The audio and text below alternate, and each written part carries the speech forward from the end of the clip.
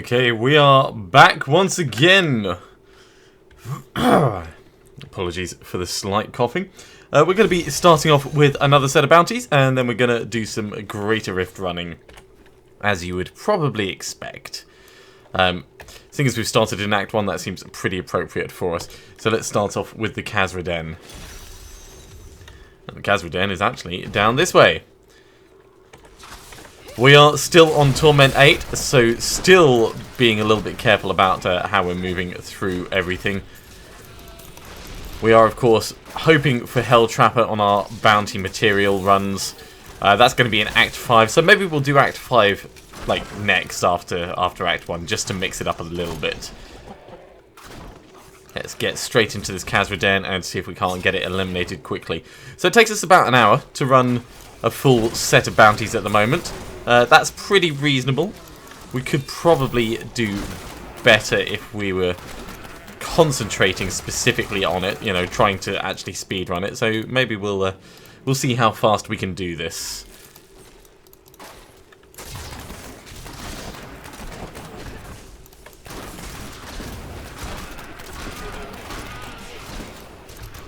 Alright. 12 enemies left. Let's see if we can't find them. Also, we are getting hella Paragon levels at the moment. It's not that way.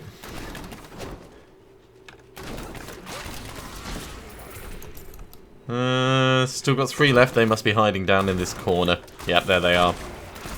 Bang! And the dirt is gone. Let's put that Paragon point in. That's going to go into Vitality. And we're going to head straight for the Butcher. We've done a lot of Butcher killing today. Hey, Black Sword, good to see you again. Predictably, I am once again running through bounties. More bounty materials, hoping for Hell Trapper. You know the nature of the story. And also getting hella experience as well. I mean, these things are predictable as far as Sundays go. I am full of pizza at the moment. I have feasted, and this is the perfect way to spend the rest of my Sunday evening. I might take a break later to watch Doctor Who, I don't know. But this is going to do me for a while at least, so glad you could join. And that applies to everyone in the live stream at the moment. Today is all about the live streaming. No post-production, no video recording. Just the live streams themselves, and I'll put up the videos probably after the fact, just as remnants of the live stream. You know the way YouTube manages it.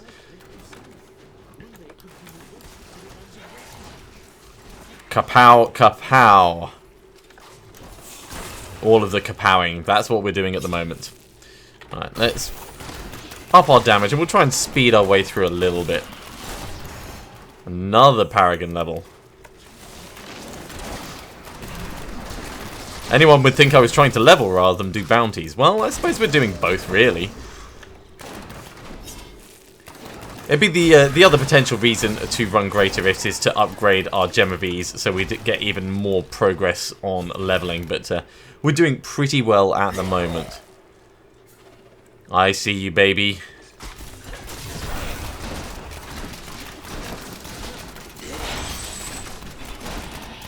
Let's not stand directly in the middle of that.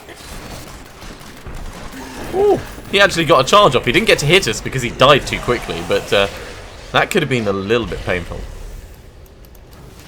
We'll open this, get all of these, all the delicious goodness, and we will put that Paragon point in there. Right, let's head on to Horus Night Stalker. About halfway through our various bits of kit. Oh, actually, can I close that with... Yes, I can, without destroying the stream. Damn annoying DivX update. I've got to stop that popping up. When it popped up with Divinity Original Sin, it really messed with my recording for that. And it is not ideal. I mean, it can just sit there on the screen. It doesn't actually bother me that much, but it is inconvenient enough. I do think that the application should be respectful as to whether you're playing a full screen program or not. Yeah, it could be a game, it could be a movie, it could be anything. Basically, if you're imposing on a full full screen application. You're doing just that. You're imposing.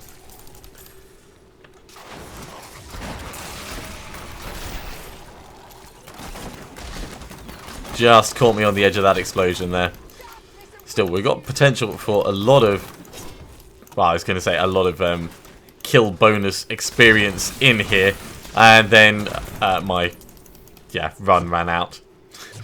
79 kills. I think it could have been better. It was reasonable, I suppose. Right. All the explosions down this way.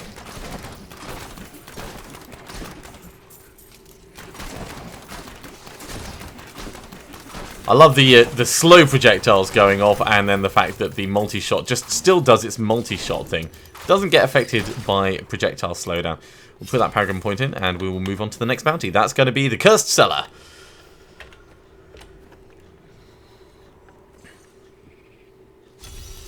Alright. Ooh, well, while we're passing, we may as well do another Cursed Chest event, just because it's right here, and I can't get enough of them. I honestly can't. Oh god, it's the Skeleton King. Huh, that's unexpected. Luckily, we totally absorbed everything he put at us, but that's another Death's Breath if nothing else. Although we are now getting dangerously full of stuff. Let's get into the Cursed Cellar, and we'll do that quickly.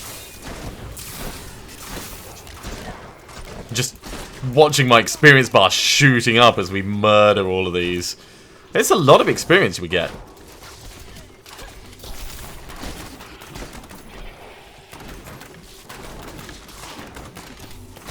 Bang, bang, bang. Right, down we go. 69 kills is enough to push us up another level. Let's put that in to area damage.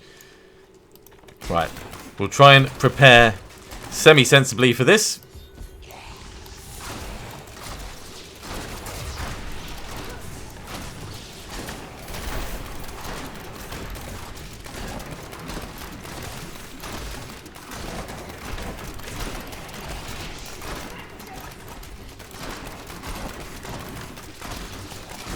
Right, that is all of our things out, so now it's just a matter of resource management and making sure that we are periodically hitting both our primary and secondary skills. And that seems to be going pretty damn well, actually.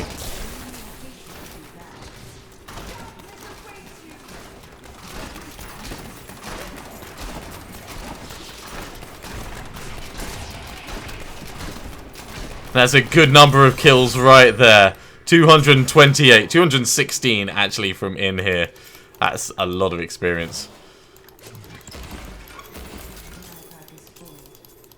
Alright, we are, as expected, full of stuff. So let's head back to town. We'll put that paragon point in. That's going on dexterity.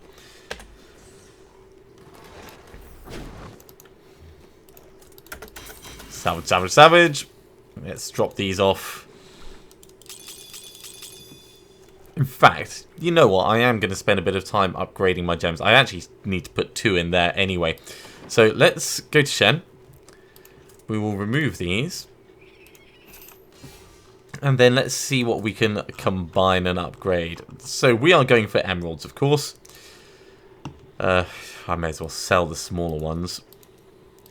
So starting with Imperial only.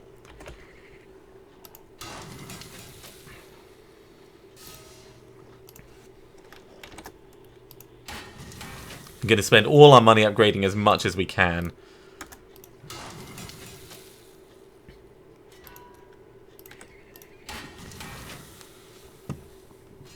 That is not too bad.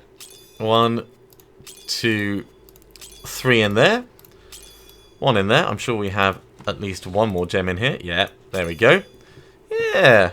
Right, let's get rid of these because these are just sad. As for these, they can move down. So we've got basically an entire extra stash tab that we've kind of put together. And this is going to be for temporary items and stuff that I don't want to forget, like the Enchantress token, just in case we ever switch over to that. We are actually going to sell these. You. For the tiny amounts that they're worth. Nope. Nope, you're staying exactly where you are. Right. We were doing bounties. Let's go do the Queen's Dessert. that's going to up our damage even more. Because nothing says I love you like multi-shot arrows shooting across with more damage.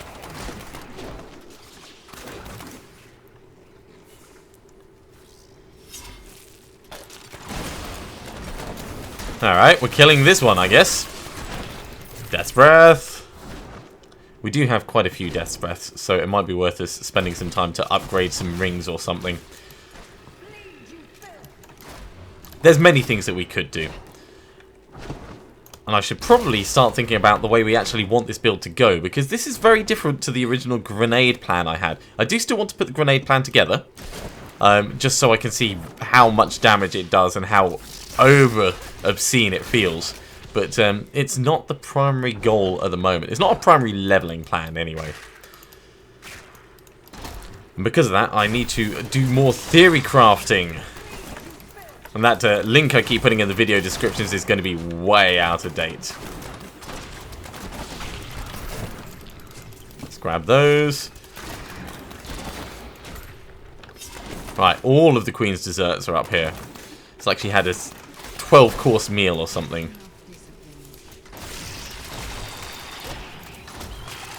I guess we are mostly waiting for our discipline to come back, but that's fine.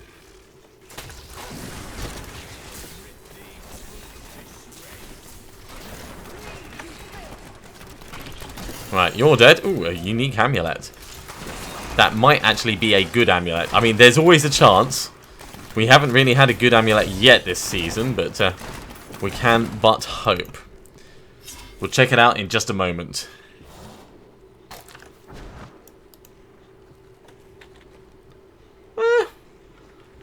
Rondell's Locket is not particularly special.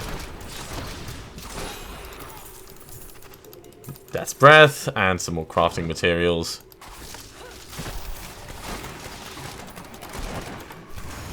Paragon 250, wow. Yeah, we are definitely doing alright. That is about 100 Paragon levels that we've gained today.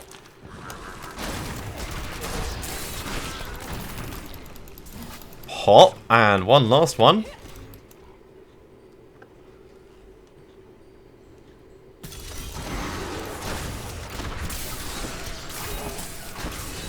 Yeah, your shielding will only help you until everything else dies. Alright, so back to town. We'll hand this in. We'll ID this, and I think we'll probably just end up getting rid of it. Let's ID it now, actually. Yay, Rondell's Locket! Which we really do not care about. We got another mace. We know exactly what that is. That's the Mad Monarch Scepter. So let's get that IDing while we salvage everything up and repair our equipment. And we are going to just salvage both of these disappointing things that they are. Right. Gems go back in there. And we are moving on to Act 5 this time. We're mixing it up a bit. 13 minutes for the first act of Bounties is not the fastest in any way, shape or form.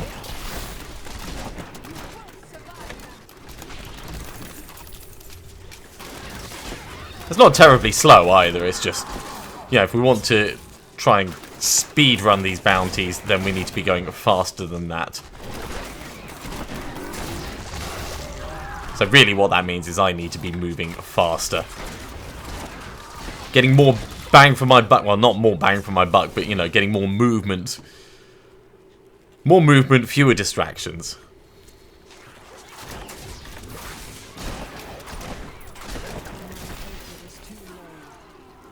And having extra discipline would be very nice. Shame it is kind of limited.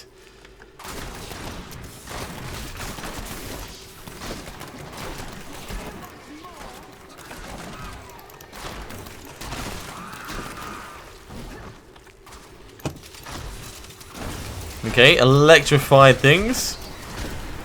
That's not too bad. Did run out of hatred a little bit, but I didn't want to pop vengeance just then because there's a lot more that we can do to put it to good use.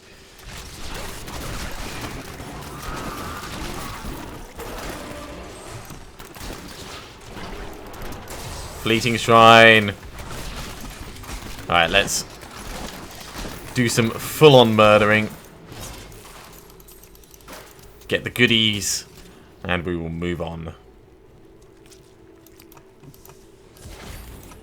Okay, everything has to die in here, so let's start by preparing a volley of death.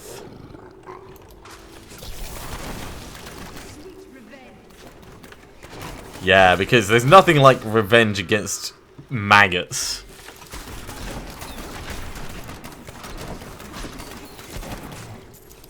More Death Breath and even more experience. I mean, look at that. We're almost at Paragon 251 already.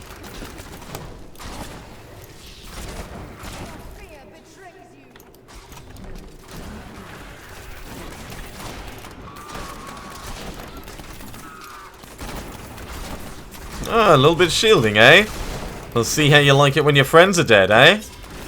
Yeah, you just give up the ghost. I can't take it anymore, my friends are dead. Let me just turn my shields off and let you kill me. As much as I understand the reason why they made the change, it was one of the things I kind of liked about the old shielding things. I mean, they were bloody annoying in some ways. But at the same time, you know, you did have to wait. It was a known mechanic. And I know it's not exactly for everyone's cup of tea, but I like games that aren't always fair.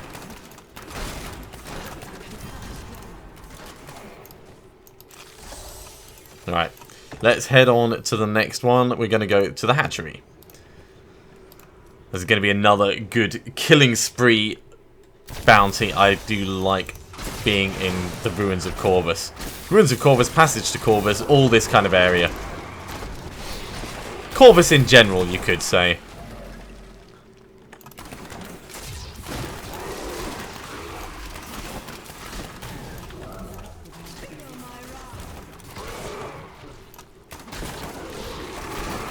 We are going to get a lot of kills in here. A hell of a lot of kills in here.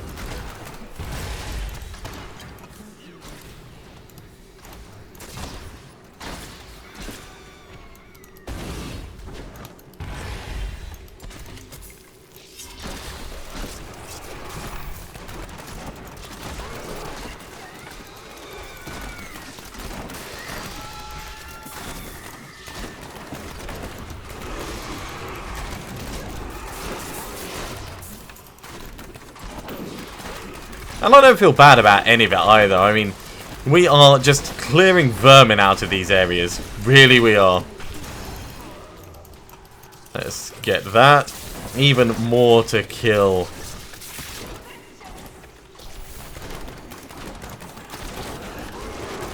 Let's see if we can keep this kill streak going for a while. We're doing alright so far. Ah, no, there it goes. I jinxed it. I jinxed it, people. The door didn't open fast enough.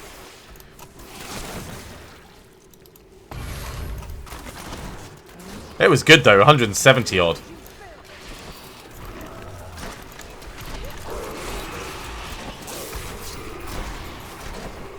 Bang, more Death's Breath. And we are nearly at the hatchery. We'll probably find that there was a slightly faster way to get here. I don't mind. I mean, this place is awesome for just going around killing everything. Ooh, we're coming in from this side. Okay.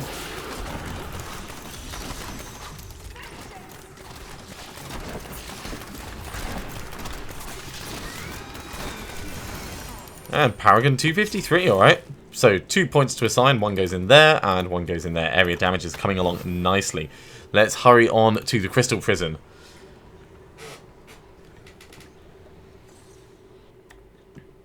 To those of you just joining on the live stream, glad you could come along.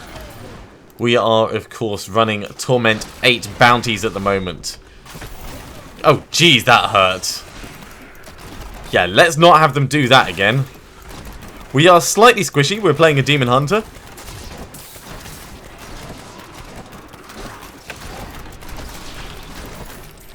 Right, you are dead, dead, dead.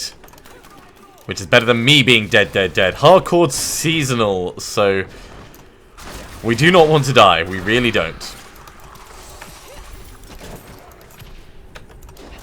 Let's jump on through.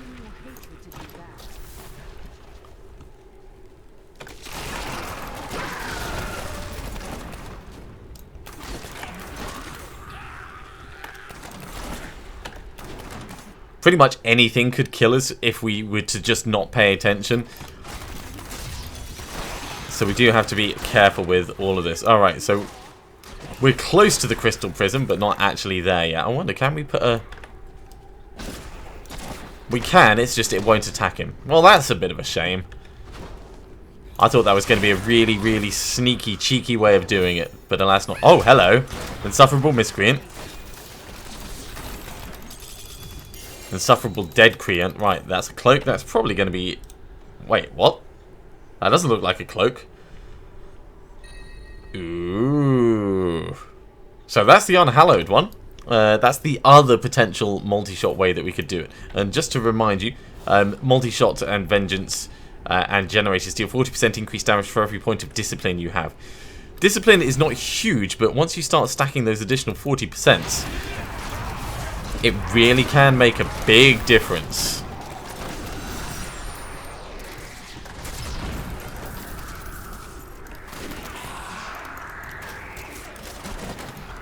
Right, and it says your generator as well, so we could do something like Elemental Arrow with it if we were to actually make it so that that generates hatred as well. That's a very interesting potential.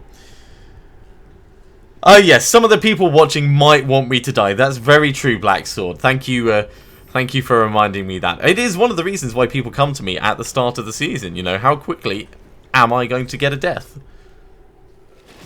You're doing fine. And not only that, you're one of my best supporters, so thank you very much for sticking with me all throughout today as well. You have been absolutely ace. Now, I am wondering whether that's because you just want to see me die, but at least you're there. It's good knowing that you're there waiting for me to fail.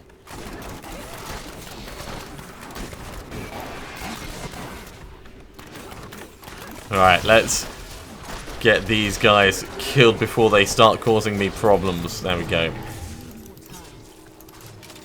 We'll put Vengeance on for the next pack we meet. This'll do. Kill the puppy up close and personal like.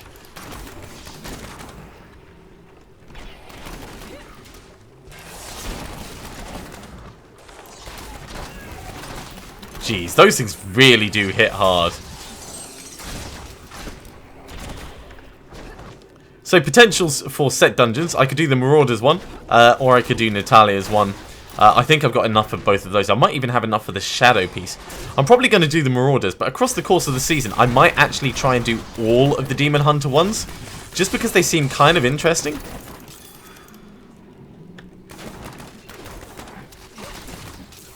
Hey Paul, good to have you in the live stream chat. Just as soon as things calm down, I'll read what you actually wrote there.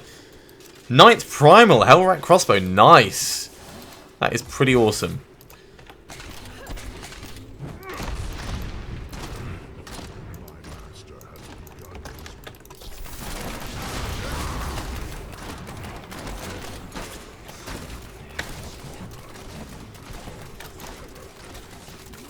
Let's get this guy whittled down. He's already done his first bit. Shall perish in flames. Wait, you're getting more demonic-like than I am. Let me shoot you from this side. There we go. It's embarrassing how quickly he dies at the moment. That being said, it's embarrassing how close to death I get, so, I mean, I can't really talk. We are full of stuff. Let's head back to town, and then we will sort out our inventory. Yeah, leveling a new character wouldn't be particularly fun. Okay, let's put this in. Right, so Unhallowed, that goes up the top. So we've actually got 3 bits of the Unhallowed. 60% damage reduction, deal 60% increased damage for 8 seconds if no enemy is within 10 yards of you. So you could do a ton of damage if that really scales up like that. I might have to plan out that as a potential build, but we're not going to do that now. Oh no, we've got other things that we're going to be doing. Namely, carrying on with these bounties. The Cursed Shrines.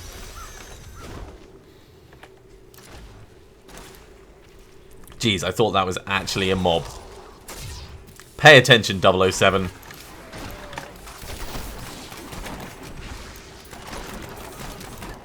And pretty much everything in here is going to become... Oh, hello.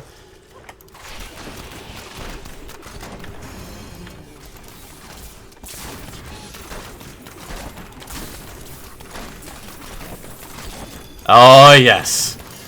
That's how you do it. That is how you do it. Let's get all of this stuff. Gelatinous sires murderficated. In fact, let's just head back to town because we've got enough stuff here that we could clear our inventory again.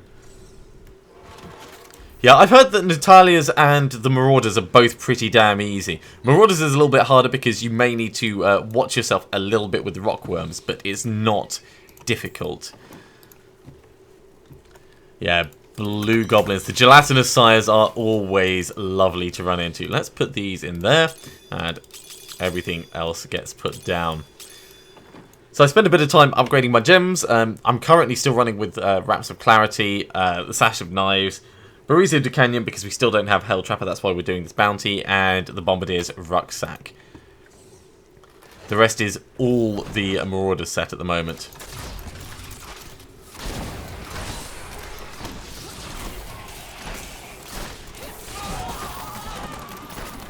Yeah, just watching out a little bit for those fire chains.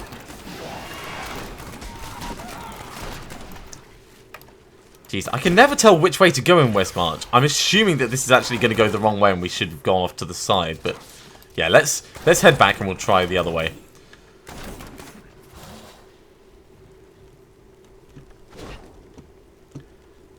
Round and round and round we go. I wish they had like a proper map for you. That would be nice. We'll have a look, see if we can get through up here. But I think this is just going to come around this way. But if we're lucky, it'll actually extend off this direction properly. Oh, you're going to come closer? Alright, well, I'll take it. Yeah, it turns north. Good.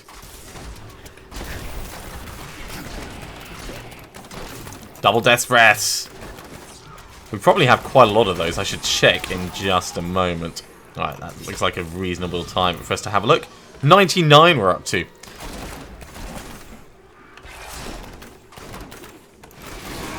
Not specifically hoarding them for any reason, but we are probably going to use them to make various items.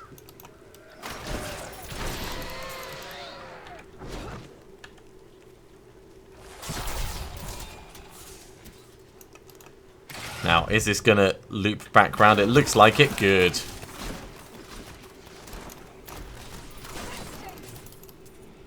Right, grab that Death's Breath, and on we go again. Shooting up the levels, we're about to gain another one. Well, yeah, why not? Seeing as we're right here, we'll have a little gander. Oh, look, it was a shortcut. Just what we needed. So far to go for so little benefit. Let's just get in there. So much for speedrunning, that's what I say. Right, so the various shrines. Number 1. Number 2. Oh, jeez. I should probably have saved more discipline when coming up here. That's what I'm thinking at the moment. That's fine, though. We'll just let it regenerate as we go around.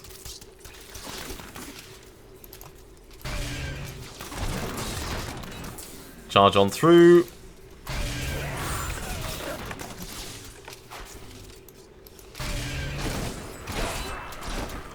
Just do some actual murdering, and there's one more to get up the far side, which shouldn't be too difficult in the time allotted. Ever so close.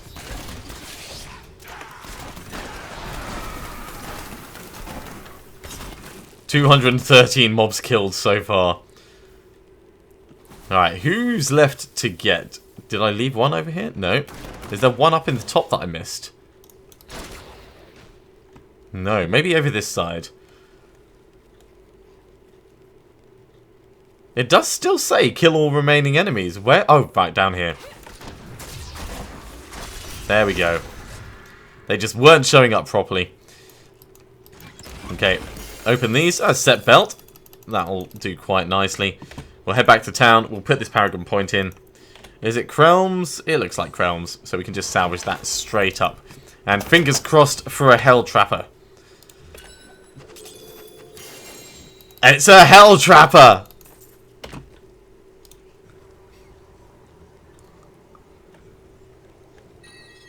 It's a Hell Trapper. It's a 10% Hell Trapper as well. So we're going to lose a little bit of damage with it. But it is bloody awesome. Ooh, what do we want to re-roll on it? I think we're going to re-roll the life per hit into a socket.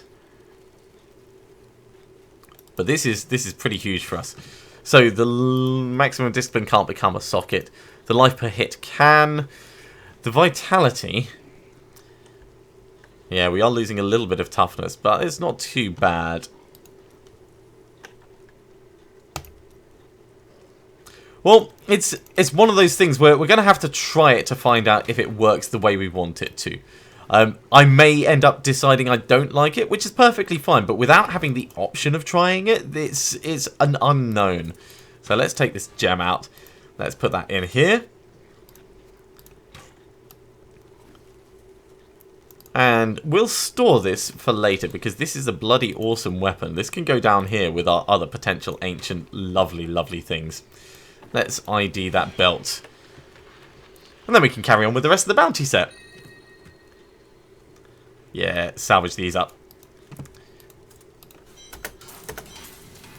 So, just as a reminder for what this actually does, 10% chance on hit to summon a spike trap, caltrops, or a sentry. So hopefully we're going to be laying sentries as we go without me needing to actually put the bloomin' things down. Also, we're going to be attacking much faster, even if we're doing a little bit less damage. Much faster.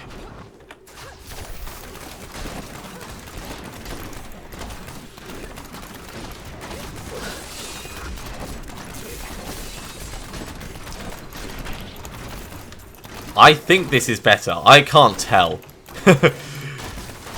Too early to tell. I mean, so far... In fact, let's just do our primary attack and we'll see... That didn't actually look like it put down any sentries yet.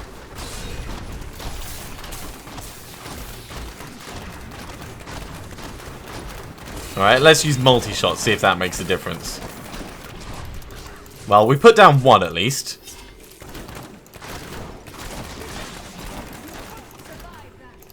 But I get the feeling that the proc chance with everything else... Alright, there's definitely a caltrop there. There's probably an internal cooldown on it.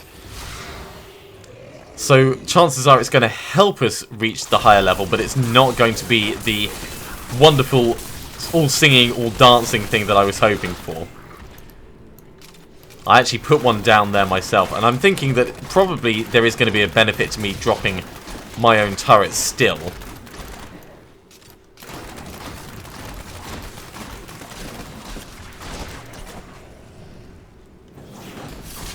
Right, let's put down all the turrets.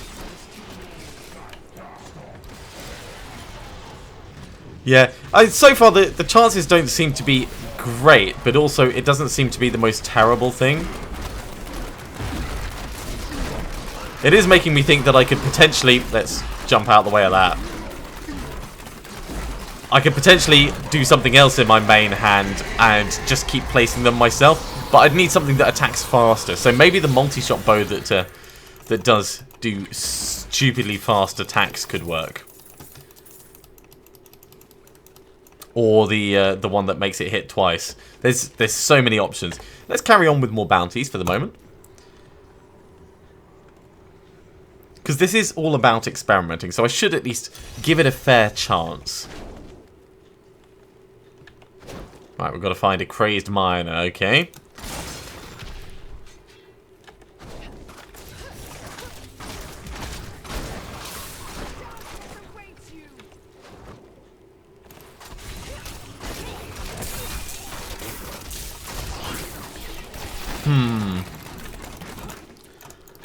Yeah, because at the moment I'm not seeing it trigger often enough for it to feel worthwhile. Not quite.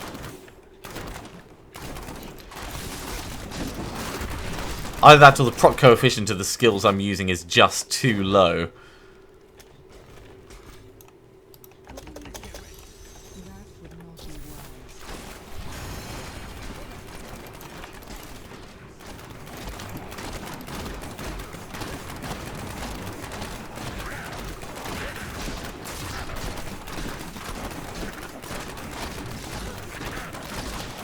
Of course, free turrets is always a good thing, but it only really works if they're actually putting any down.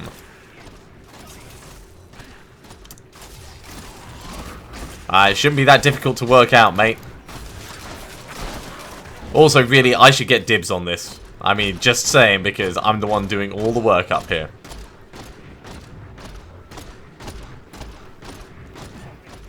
There we go.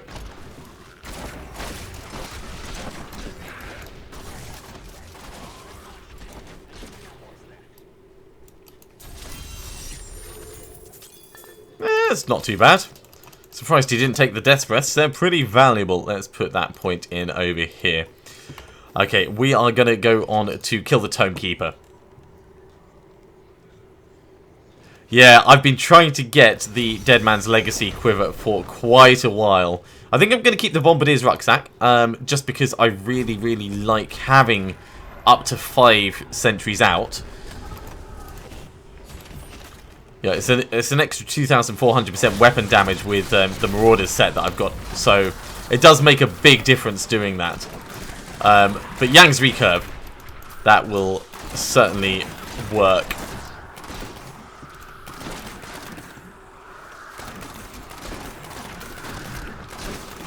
Hi, Mr. Tomekeeper. Let's give you some headaches. There we go. Alright, we still need more things to die. So let's stand over here and we'll just fire blindly until we find some.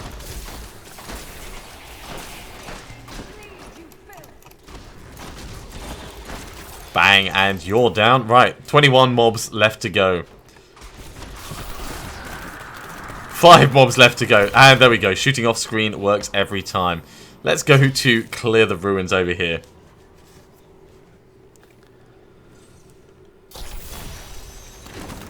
Yeah, so far I'm not feeling impressed by it. I mean, it sounds a lot better than it is. I am seeing stuff appearing, like that time we had 2 go down that I'm certain weren't me that placed them.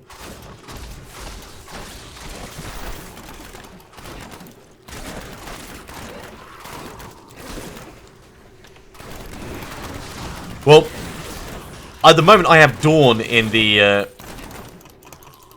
cube for Vengeance, and I was thinking about swapping it over and losing it anyway, so I could go for the multi-shot hits things twice and multi-shot shoots twice as fast. So there are options there. I just haven't decided precisely which way I'm going to go. Because I do like Vengeance. I really do. And Dawn allowing me to keep up the multi-shot at stupidly fast levels is really useful. Yeah, I've got Dawn in the cube. Definitely, definitely. So the other option is I sacrifice the Bombardier's Rucksack, but I really don't want to. I don't want to do that. Not with this this particular build.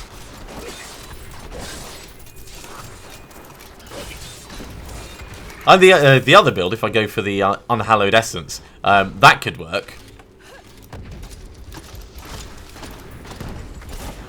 Yeah, that's exactly what I was thinking. 100% Vengeance uptime gives you more than just a plain 40% damage increase. You get so many other benefits from it that it's worth just holding on to.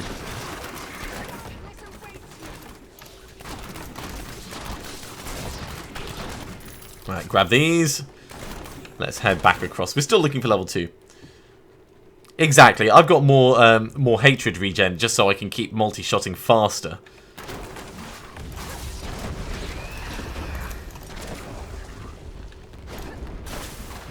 Stabbity, stabbity.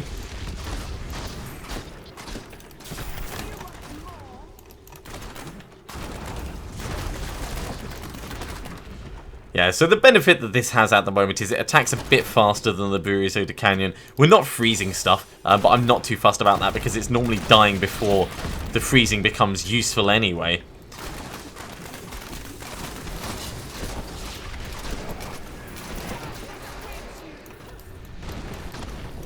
So really, I can just find something that attacks faster and work with that, I think. Hell, I could even have Dawn in my main hand and something else in the cube. If I can find another Dawn.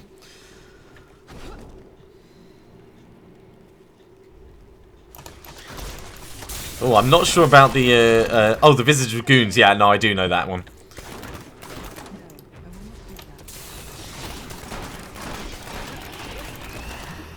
Alright, we are just about at the way down. I like the ruins. It's very, very reminiscent of the Diablo 2 Wizard's Lair. Oh, Rainbow Goblin!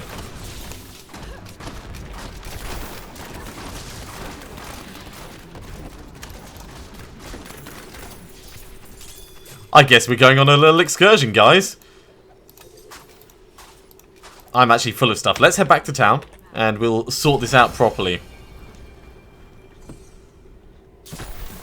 That's pretty good to hear. Yeah, there's a lot of things I really want to try out. So let's salvage those up very quickly. So just to show what I have at the moment in here, we've got Clark Eye, that's no use. We've got Odyssey's End, that's no use. We've got Creed's Shot. Yeah, not really that good. If I pop along to the cube itself, in here we've got the Fortress Ballista. That was pretty good. The Demon Machine, we've got Dawn in there, of course.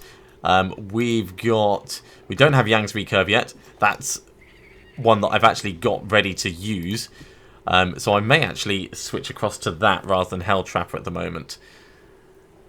And what was the other one we were thinking of? Just having a quick look for it. Dead Man's Legacy, that was it. Multi-shot hits enemies below... Oh, 60%. I thought it was 40%. Yeah, that's going to be awesome when we get that. That is going straight... instead of Dawn, I think, when I get that. I think when I get that, that's going to have to go straight in there. But I don't know. It's a tough call. It's a really tough call. Yang's Recurve is definitely one that I'm going to switch over to, though. So let's find where I put that. I think I put it down here. Here it is. We need a socket in it, of course. So what are we going to lose? Probably the attack speed. I think the attack speed is going to be the best one to cycle out.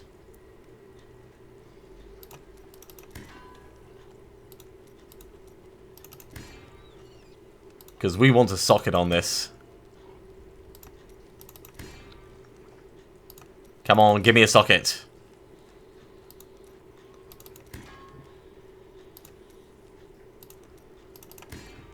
Socket, there we go. Right, we're going to take the Gem of Ease out and we're going to move it across. And we're going to try this out for a little bit. So, remove gem from Hell Trapper. Hell Trapper, it's been fun, but you didn't do what I wanted. So, this is actually going to be slightly better. We'll keep Hell Trapper just in case we change back to it. But, yeah, ultimately, a little bit disappointing. That's all those bits dropped off. Jeezy, crazy. Yeah. Reduces all resource costs by 49% as well. I mean, that in itself is pretty insane. In fact, that is like almost perfect for what it could be. So the Yang's has plus 11 to maximum discipline, so it'll be a reasonable one for use with the Unhallowed Essence set. I think we'll kill all the enemies here first, and then we'll go in there.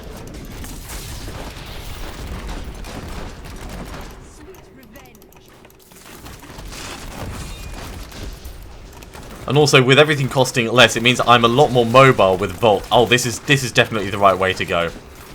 This is definitely the right way to go.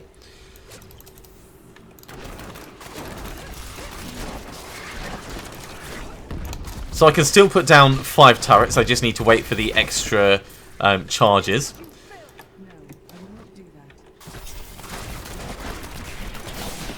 I can still burn through all my discipline, but also I can spam my primary and secondary skills a lot faster. 11 mobs left to kill in here. And then we will head into that rainbow place. Let's get the book. We'll go back, we'll get that chest that we saw quickly. Look at this, I can vault forever. I can vault for days.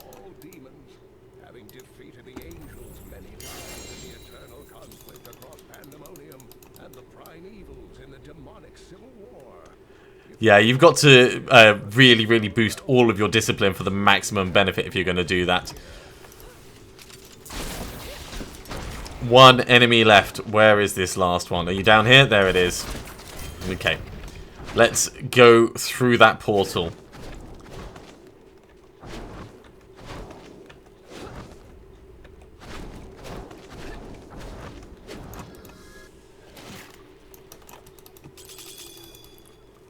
We're already off to a good start. Happy clouds making me happy. The max is 86. Okay, that's good to know. Helps with theory crafting. The max discipline you can get is 86.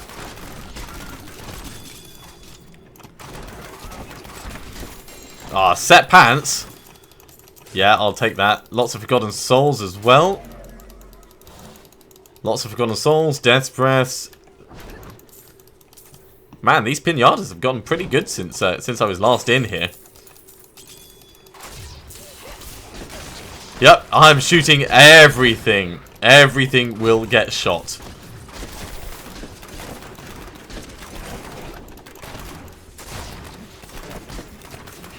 It's one of the advantages of liberally spamming shots in the area. Everything will take an arrow at some point.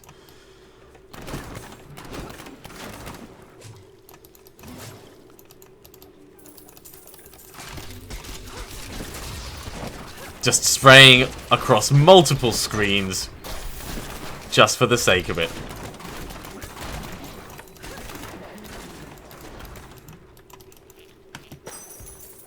Stealth buffed the crap. Yeah, I can see. I mean, so far I've already found more Death's Breaths and Forgotten Souls than I have across the entire day, I think. Oh, jeez. Whoa! So, when you said stealth buffed, did you mean like the mobs or did you mean like the loot? Oh yeah, on T13 I can imagine it would be crazy, crazy, crazy good drops. And still crazy dangerous, but crazy good drops. So we've got an awesome looking helmet. The Visage of Goons! Now, I seem to remember we were saying something about the Visage of Goons a couple of moments ago. I wonder if maybe this is going to go in the cube. It's entirely possible. Let's put it in here just for the moment. And we'll come back to it. So Natalia's Slayer, I've already got 2 Natalia's Slayers. Marauders, we've already got Marauders, but these could be slightly better. So we'll put those there, Marauders down the middle, and we'll potentially use them for re-rolling. And let's just drop all this stuff. Stealth in that they didn't really say they buffed it, yeah. Okay, back we go to Whimsydale. Now after this I can also do a trip to the vault because I found a puzzle ring a moment ago which I haven't used. Loot all the things. Oh my god, I don't know where to focus my efforts first. Killing things first. Killing things first and then looting the room.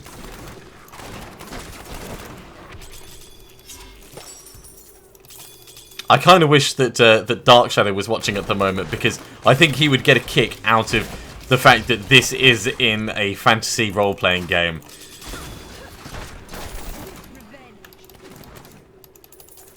Right, get all of these lovely things. We'll come back for those in a moment. Shooting at more of the presents. Jeez. I quite like an item, like an amulet or something, where as you pick up items, it automatically converts them into crafting reagents. You know, you'd have to be sensible and not wear it all the time if you wanted to actually pick up something nice, but just for speed running, collecting crafting materials, it'd be kind of cool. And, you know, if you accidentally salvage, you know, auto-salvage up something that you shouldn't have, well, It sucks to be you. Oh, a ring. I hope that's a skull grasp.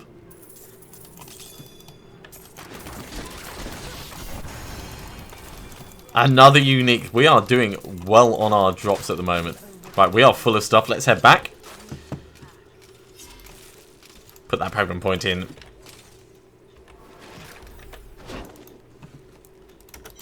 Salvage, salvage. What's the ring? Place your bets now, please. It's Justice Lantern. Well, we've already got Justice Lantern, so we can just salvage that up. Those who put their money on Justice Lantern, congratulations, you win back your money. Right, grab all of these. Yeah, I already did you, already did you. There's more on the map that I haven't done, I can see. Another ring, okay. We'll have a quick look at that. Seeing as we're right here. It's not like I'm actually trying for a speed run or anything, but this is why distractions are fun. I love distractions. There's a Nagel ring. That's not too bad.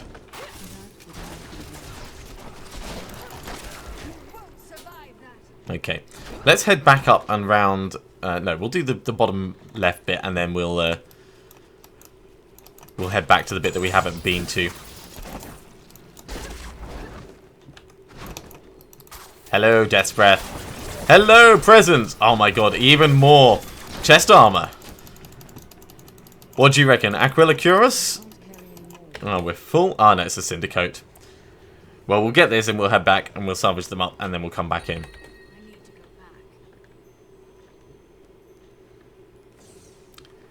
Yeah, that's the general plan for the Visage of Goons. I love it as an item. I could actually put it on right now and switch over from Convention of Elements to the Ring of Royal Grandeur. Let's actually just salvage both of these up. So the Nagel ring, Summons of Fallen Lunatic, and Syndicote, of course, is Syndicote. Now, conceptually, if I did move across to that, I would lose a little bit of damage.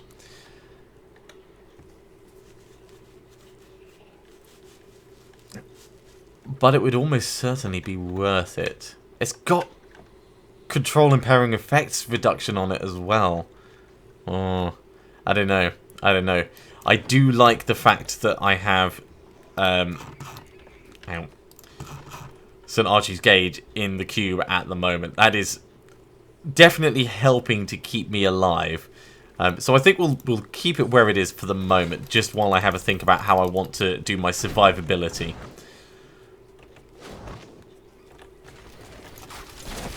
Because at the moment we are ever so slightly punching above our weight. We're doing very well. We're doing a hell of a lot of damage, but we are quite fragile still. Jeez, all the presents, all the presents. Mine, mine, mine, mine, mine, mine, mine.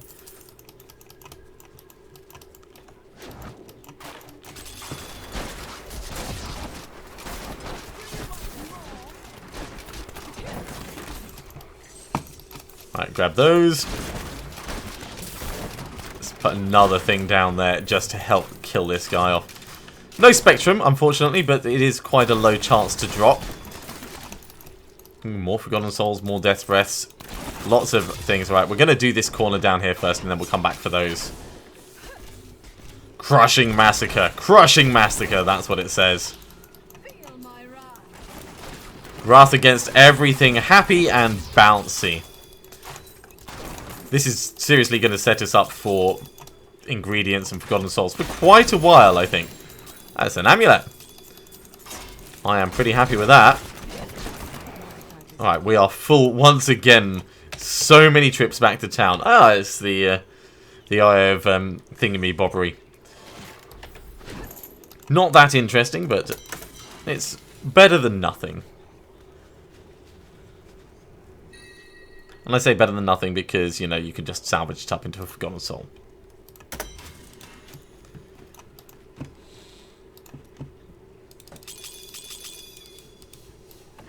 All the gems. And back we go.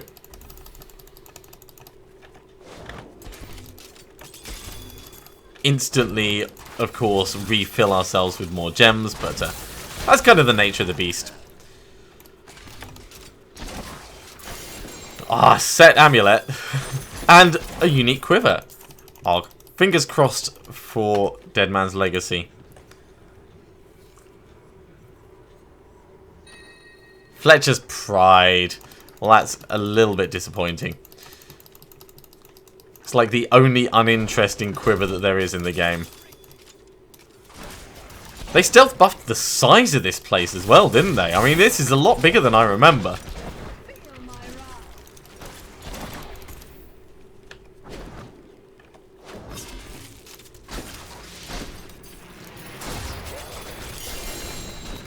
Cool. Even more uniques. There's a hell of a lot over there. That's like a whole ton of them. Jesus, what happened? Alright, let's head back. And then we'll come back and we'll do another backpack full. Like, seriously, I don't know what to do with all this stuff. Well, I know what to do with it. Salvage it all, but... that is the Compass Rose. Well, yeah, Traveler's Pledge, Compass Rose. The Endless Walk, other part. Do we have any of it? Yes, we do. Well, we'll put that down there with the other bit, just in case we ever decide to go down that path. There are some builds that work quite well with it, but none that I tend to favour. Right, grab all of these. So, as well as massively levelling, we've also massively geared up.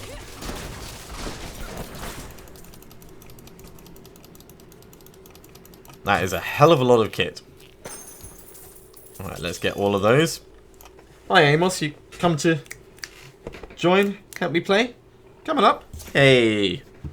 Alright, now settle down and try not to sneeze on my arm again, okay? My cat Amos has joined for the gaming session. We are kitty buddies. Well, he's a kitty buddy. I'm the gamer. Everyone needs a furry companion when they're gaming. That's not a euphemism. Let's just kill you from a slight distance. There we go. Yeah, the Impale build does use the Endless Walk. That's a very good example. And I was thinking about trying out the Shadow Set Impale at some point. So holding on to it makes sense. I can, of course, re-roll the various individual items so that they become better, because I think one of them was a strength-based one anyway. So we've got a little bit to explore over there, a little bit to explore up here. That was just a taste. Thing is, if we put the Ring of Raw Grandeur in the cube, then we can't put the Elusive Ring in there, and I'm definitely going to do that. As much as I love the convention of elements, it's not the primary focus of this build, and it gives us burst damage, which is nice, but really I want the extra survivability when I'm vaulting everywhere. And seeing as I'm now vaulting everywhere, it makes a lot more sense. Especially for a squishy build like this. And all resource costs being reduced by 49% is a huge amount. Okay, we can actually get out of here now. Back to town one last time, and then we'll carry on with our bounty set. What a little excursion.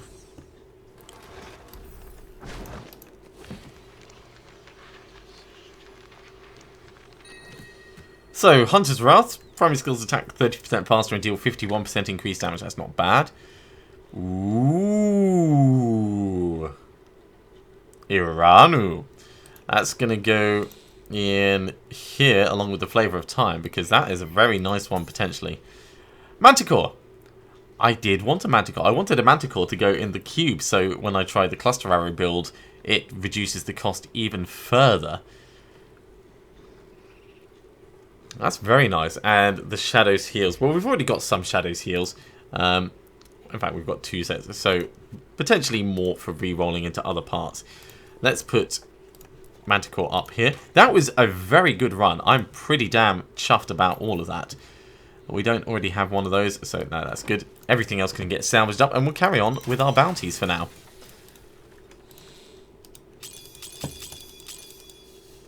Right, let's go and finally kill Joram Cleric.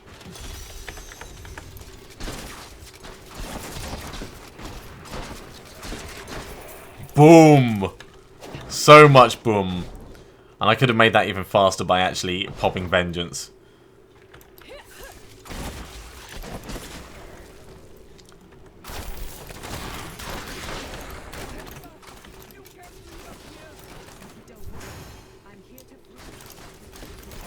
Well, he went down pretty damn quickly. Just need a couple more mobs in this area and we are good to go. Let's get that death spread. Oh god, we let one out. I hate letting them out. They're much safer in the cages. I tell them every single time. Stay in the cage, you'll be safe in the cage. Someone else will come along and let you out. They never do, but I tell them that. Ariel, let's have your goodies. Boots and a shield. Okay, well that's a pretty good selection. Okay.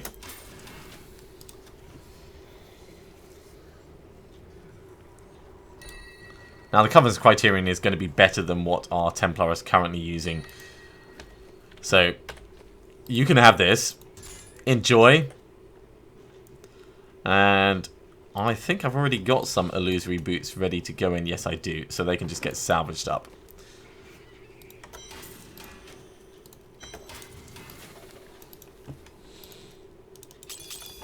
And we are going to head on to Bastion's Keep. Let's go do the barracks.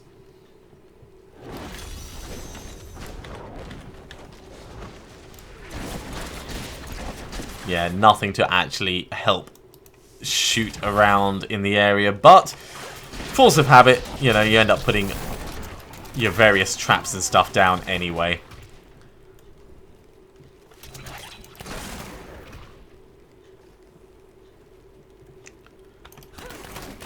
Okay, so the thinking is, if we get the elusive ring in, then we won't need St. Archie's Gauge, so we'll be able to put the Visage of Goons in. That in itself will give us a lot more, well, it'll give us more stable survivability, I think, is the best way of putting it.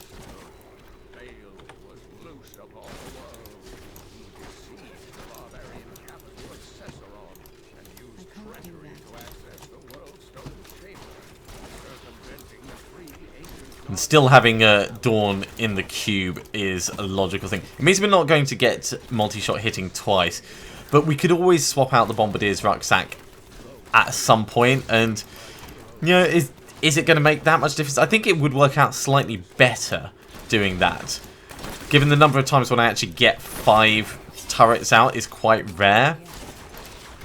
So if we get Dead Man's Legacy, we'll swap it over for the Bombardier's rucksack. And we'll take it that way.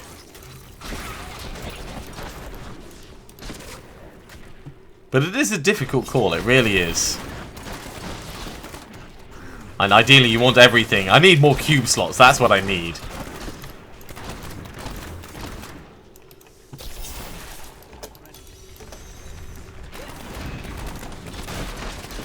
Yeah, we totally murdered that crane. That crane did not see what was coming.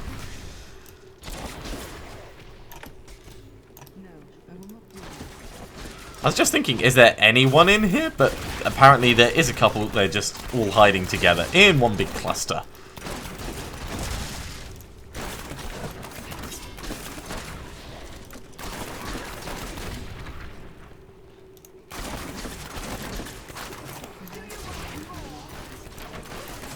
There we go. Good, decent size massacres.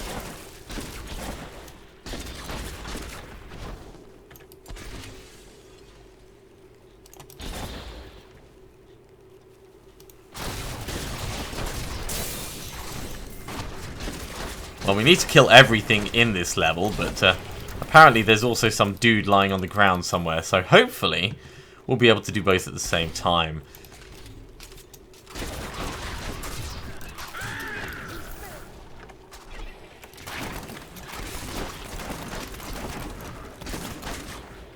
Would be nice to have some kind of indicator for how many mobs there were left when you're, you know, significantly above, like, more than 100, more than 50... Even if it's just a ballpark. Oh, wait. Hang on. There we go. Saved you, buddy. Alright, now there's 11 left. Any down here? Nope. So we're going to go back through and we're going to see if we can find them. Not that way. Definitely not that way, because there's not actually a way to go that way. They're going to be down one of the tiny, tiny side passages. I just know it. It's a real shame, but thankfully we can vault for days now.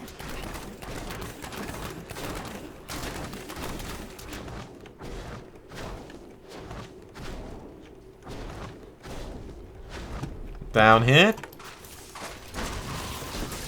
There we go. And a nice chest as well, just so that all that effort didn't go to waste. Let's put that Paragon Point in. That's going to go into Vitality. And then we're going to go for the Siegebreaker Assault Beast, because we need to do this anyway, as part of our season journey.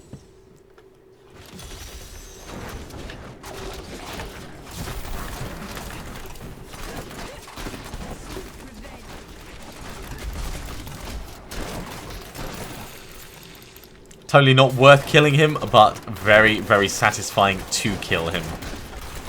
Pretty much like most of the mobs that I actually end up killing, but, you know, what are you going to do? Ooh, actually, if I remember rightly, the Marauder set is somewhere around here, isn't it? It is on the bridge. I'm not just being crazy thinking about that, am I?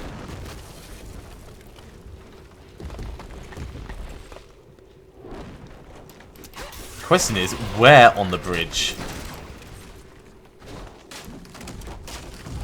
So we should have a good search around. Anywhere that looks like it might be a logical kind of like access point. Because previous ones that I've seen have been like right on the edges of stuff and you know, just like somewhere where you think something would continue, like if the bridge is broken perhaps. Alright, not that way. So let's go down.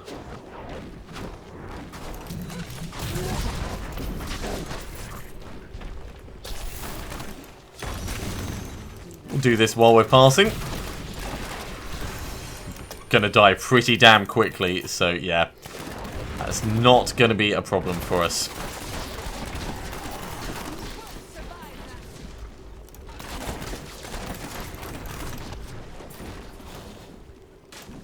Okay, not down there. Not up in that corner.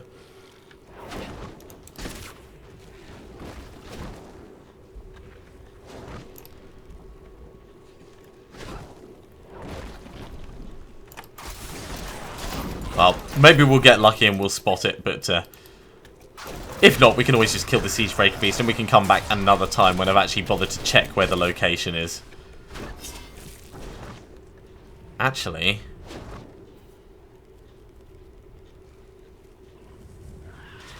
oh, I could have sworn that would be an awesome place to put it.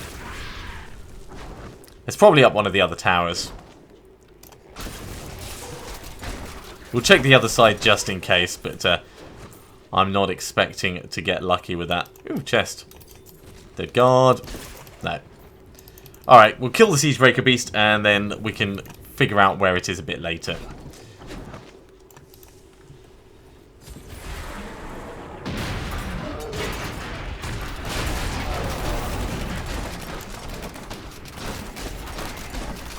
See him reflecting damage there, ever so slightly. Set pants. That part of the season journey is done. So let's get all of those. In fact, you know what? I am going to head right back and we're going to see if we can find it. Because I'm pretty certain it's on this bridge. So we just need to be a bit more thorough with the way we're searching.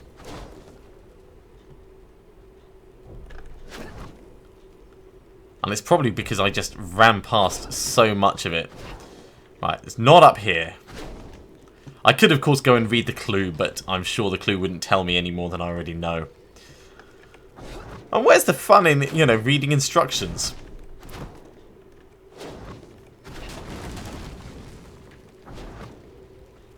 Right, not there. Checked all the way down the end.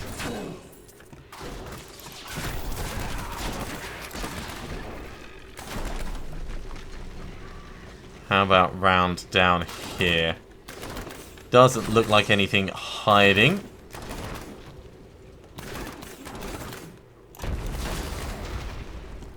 Could be hiding in one of those statue areas.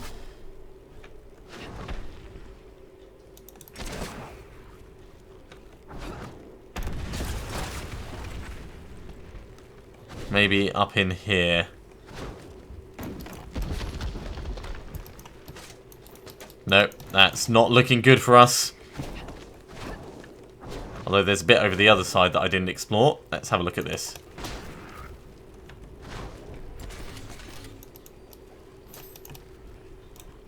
Nothing again. I'll just check back along this edge, make sure I haven't obviously missed something. Doesn't look like it. So we've... Ooh, there's a little bit there that I haven't checked. We've been pretty thorough so far. I do think they're more likely to be on the north side, so we'll try and check that more frequently.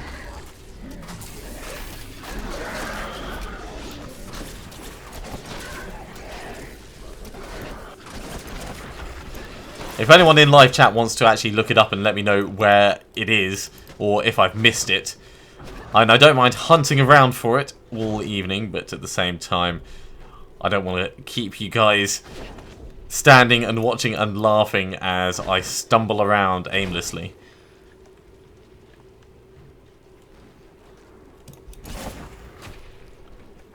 Let's check over here. Is it round here?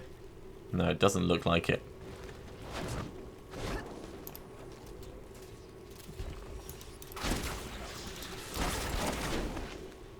And we should be able to see it once we actually get close to it. That's the thing. That's what makes me think we haven't actually made it close to it yet.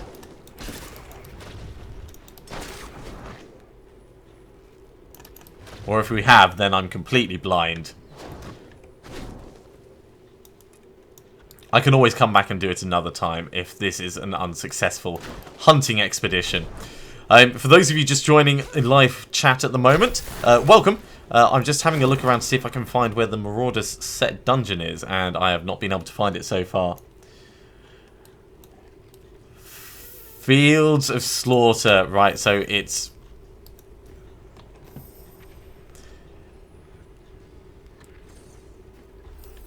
It's back this way. So I went the wrong way, and it'll be near this lava pit. Okay, thank you very much for that. Thank you, Paul. That's going to saved me hours. I was in roughly the right area. Ooh, Templar Relic. I hope that's the one that lets him live forever. Let's ID that now. So we'll just have a hunt round here for it. And we'll just have a nose in and see. It is not. But it is better than the one that he has at the moment. Which is none. So the Marauder set dungeon is going to be around here. It might even be up on this bit. There it is. Okay, we'll clear the area and then we'll have a go and we'll see what it's like. Grab that, grab that. And Dungeon of the Marauder. Right. Kill 140 enemies with 3 or more sentries active. Do not allow enemies into melee range.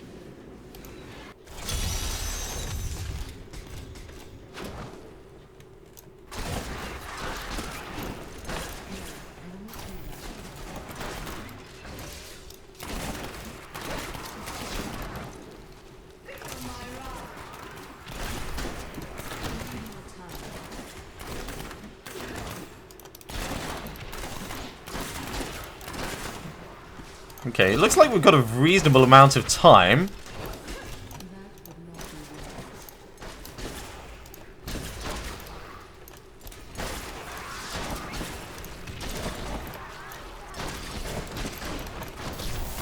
Oh geez, those rockworms are going to be nasty. Yeah, I see what people mean about them potentially being dangerous, because if they spring up underneath you, that's going to really kind of screw the pooch on enemies being in melee range.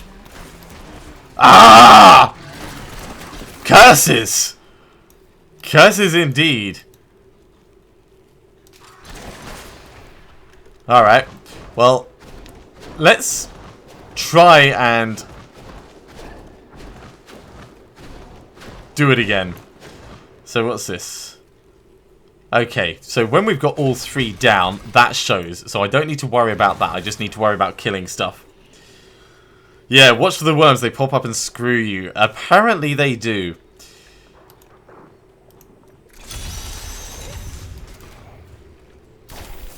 I should have waited until I had all charges left. It's a shame it doesn't reset all charges for you, but... Do you want more? I always want more. So really, I suppose I should be moving all the time.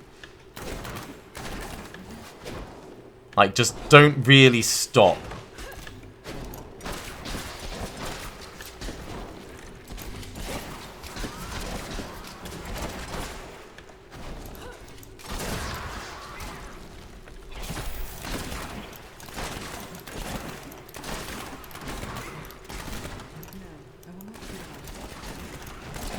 Rockworm appeared back there. Jeez, those things are going to be nasty.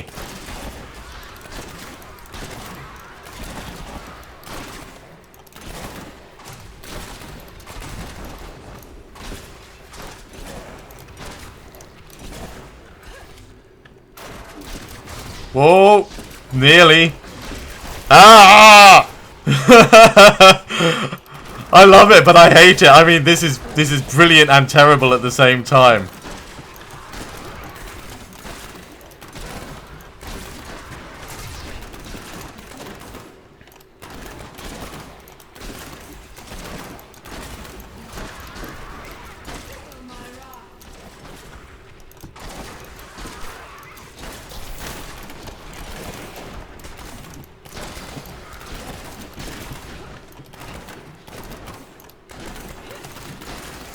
My god, this actually feels really stressful. Just because they could pop out and I may not see them. It's like knowing you're constantly going to get ambushed in a jump scare.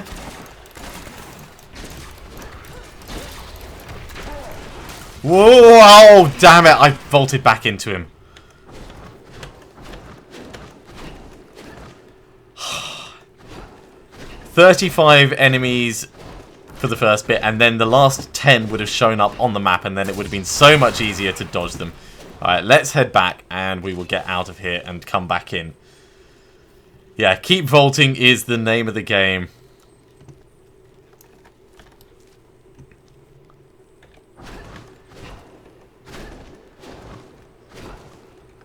If it wasn't for my companions, I would find a way of just dying, but as it is, we have to go all the way back.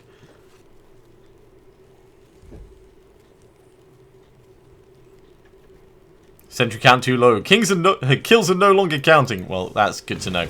Let's try again. So 3 in.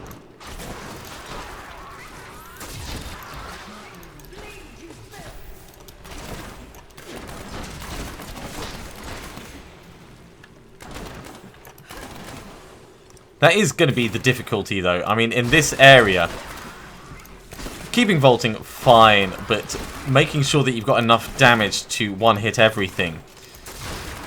So you can move through an area, you can stab, you can vault, you can... I say stab, meaning multi-shot, of course.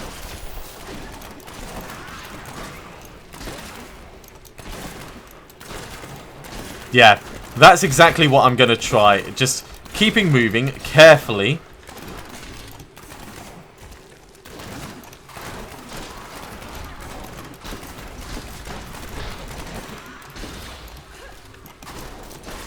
Oh no! One got through. Damn it. Back we go. I saw him just too late.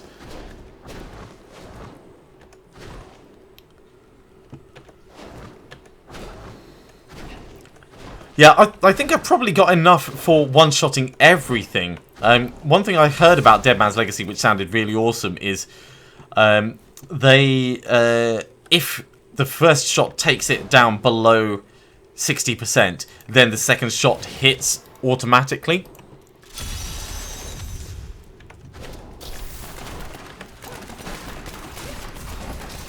Well, that was a bit dumb of me. Let's go right back out and we'll pretend that didn't happen.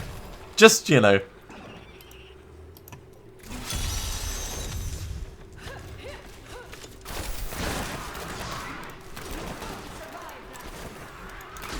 Yeah, most things are dying quite nicely.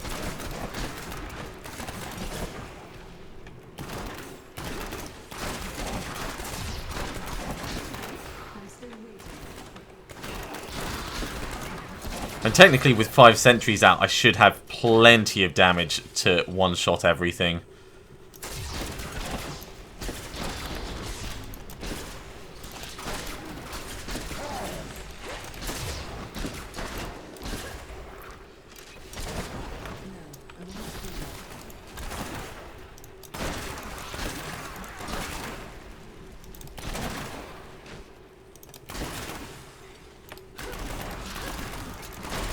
Oh, that didn't count.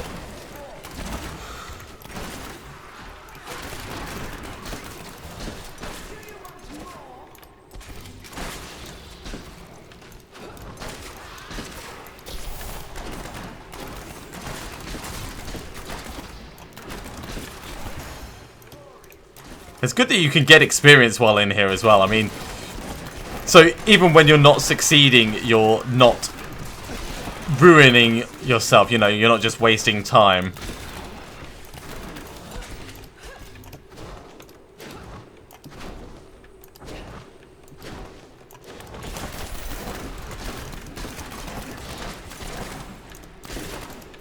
Yeah, more questions. I'm not going to pick that up. I know what all of them say.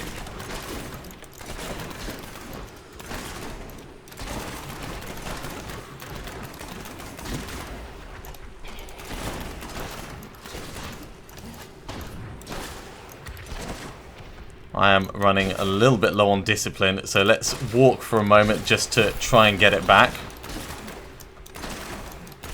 Still got a lot of time.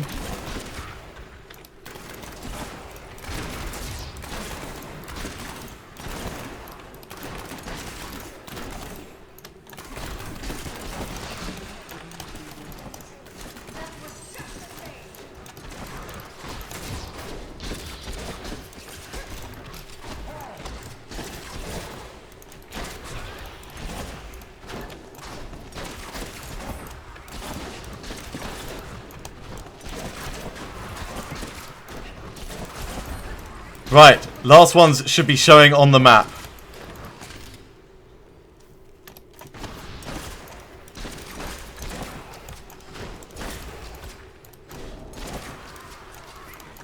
"26 monsters left. Just got to be sensible about it.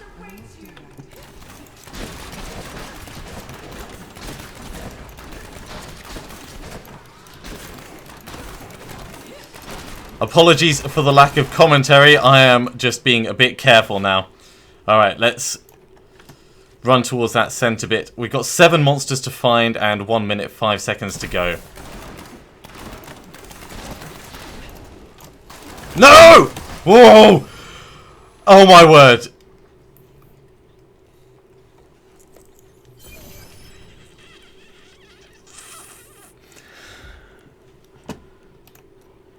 Again. That was such a mistake.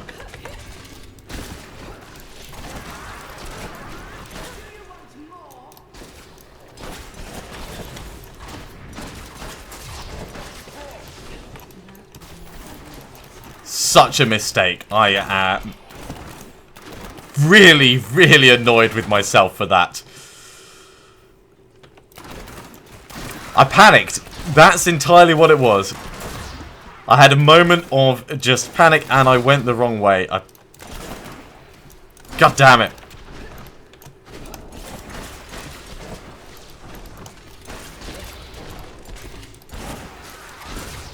But we can totally do this. I mean, I can move a little bit faster through this even than I have been.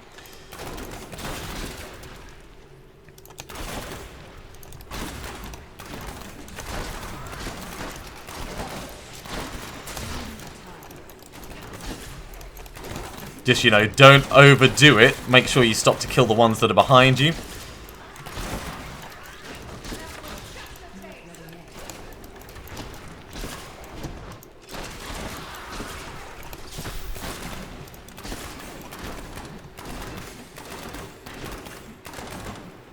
Oh, that's so frustrating.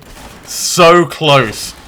I think it was like one mob left, and it was the one that I jumped into. That's what makes it worse.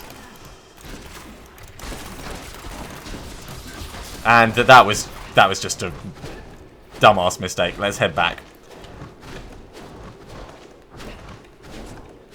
I will get this. I will get this.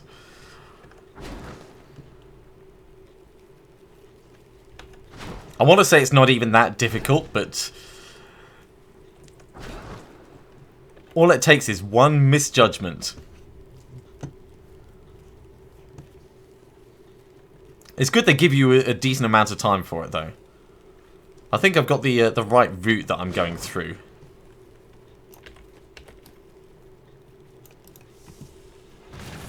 Let's have a quick idea of this. This is the unhallowed one, I think. Yeah, unholy pants.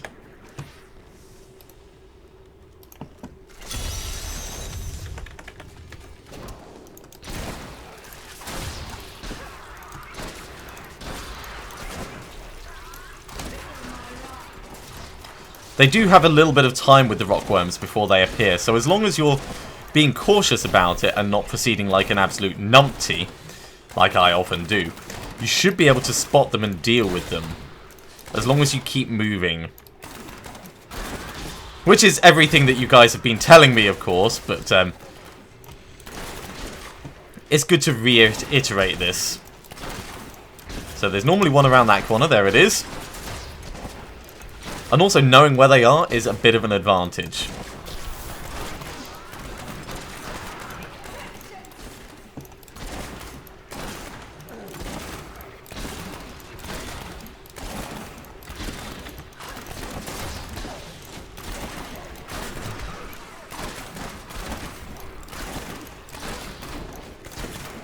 In theory, once I learn it a bit better, I'll be able to make even faster progress through. Oh, geez. Not like that, though. That was a double roll when I didn't mean to. Let's head back.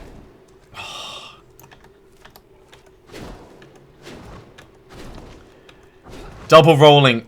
Don't push the button twice. That is Xander's top tip for the evening.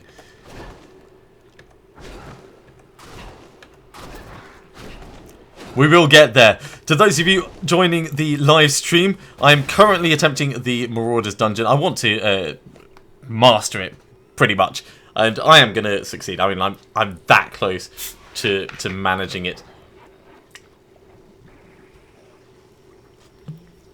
It is just a small break from our regular bounty session, where we've been going through working on our bounties. We managed to get Helltrapper earlier, which didn't work out quite the way we wanted, but it was worth us getting it and trying it.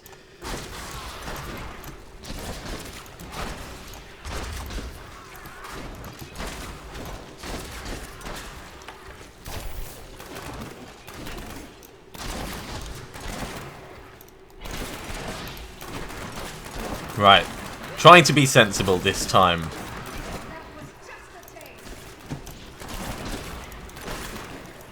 Almost mechanical in the way we're going to do this. There's one of those rockworms around this corner. So we get just a bit past it, and then it should... It didn't pop up. Alright. We'll have to keep our eyes peeled. Maybe they don't spawn in the same place. Maybe we've just been very lucky up until now. Okay, that's worth us trying. I'll try that next time, Paul. Thank you for that. That will save me running back if I fail again. I say if I fail again because I have no intention of failing again.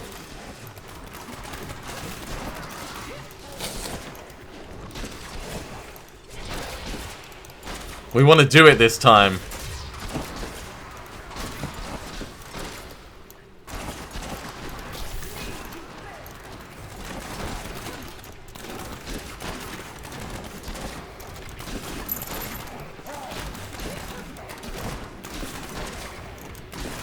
Alright, let's head back this way. Keeping the number of turrets up always.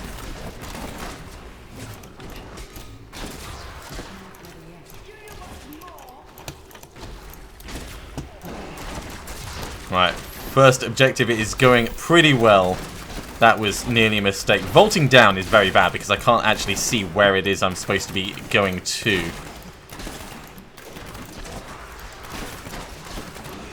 Oh, nearly got me, mate.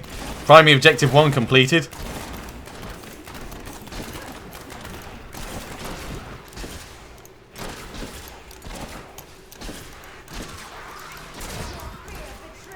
Right, everything else is now marked on the map. Whoa. I saw it. I saw it.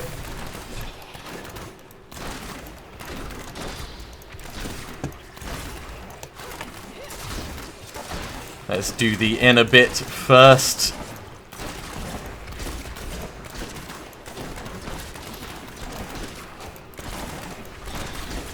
Right, that's that bit.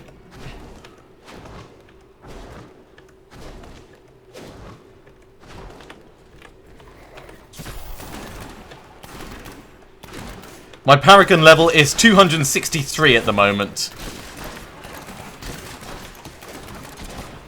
So we're doing pretty well. There's still 32 mobs left to kill. Where the hell? Oh, they're over there. Alright. I missed an entire section.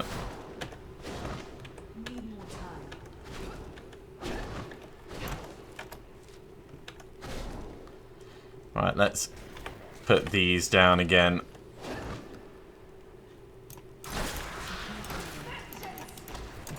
No! Ah! Damn it! Damn it, damn it, damn it! Okay. We're gonna do this. We're gonna do this. I just need to be better.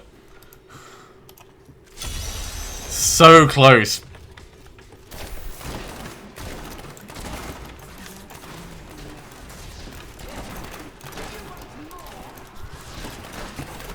Now we're Paragon level 264.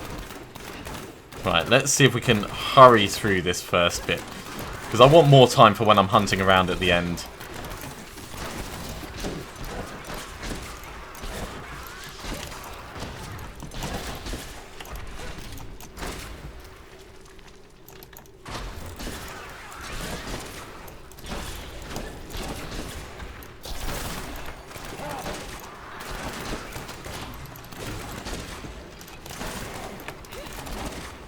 Just periodically putting more turrets down just to keep things ticking over.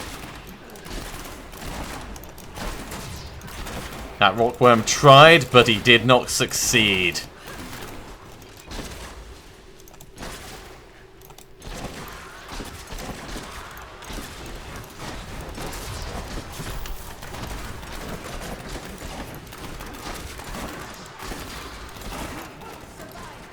Right, we're actually going to get that final batch as well before we move on this time.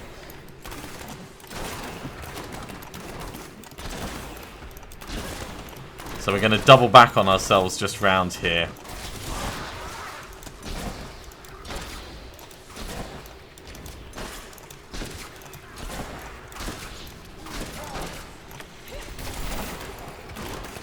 Nice try, Mr. Rockworm. I see what you're trying to do there, and I'm not going to let it happen. Not today.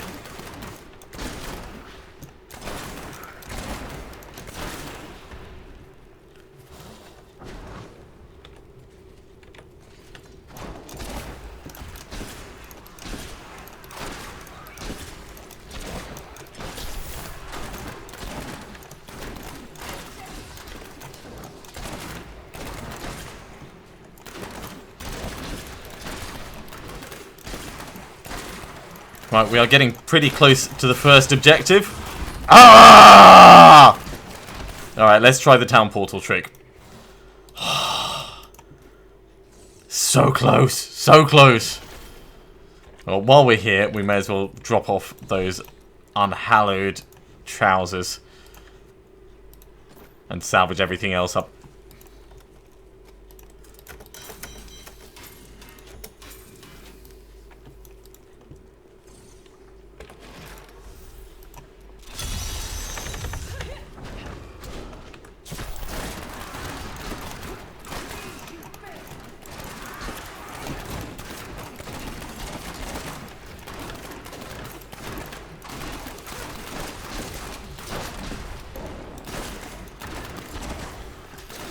Making pretty good progress so far. Obviously, the better progress we make, the better it will be when we're hunting down the last couple of things and we have to slow down. Right, get that rockworm at the back. Crown Spelt for speed. Speed's not the issue. The issue is the rockworms and me misjudging where they're going to be appearing. That's the main problem. So the rockworm there, I could see him coming up because of the ground. But quite often, you'll be focusing on something else and they will pop up unexpectedly underneath you. So I've got good speed. I've got all the speed I need. My problem is the rockworms and killing things so that I can see them on the map. Oh, damn it. And vaulting into stuff like that because I misjudge distances.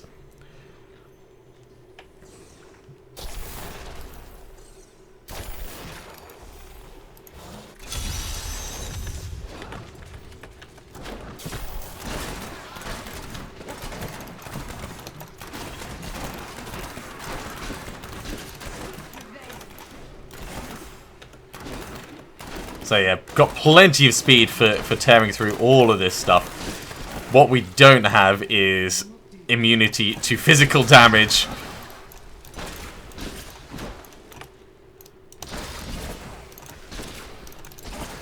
There we go, he's going to appear behind, get him killed. Really what I need to do is I just need to keep moving, but keeping moving is not always easy when your natural inclination is to vault towards the enemy. It's like retreating forwards. Never retreat forwards. Because inevitably you end up making it worse. So that was a mistake. That was me pushing the wrong button. A terribly wrong button.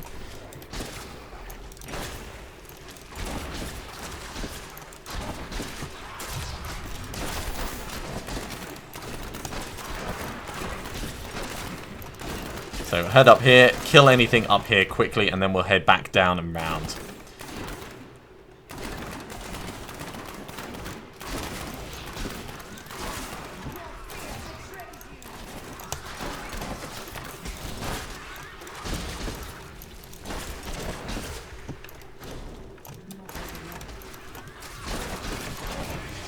Whoa, that was pretty damn close. Pretty damn close.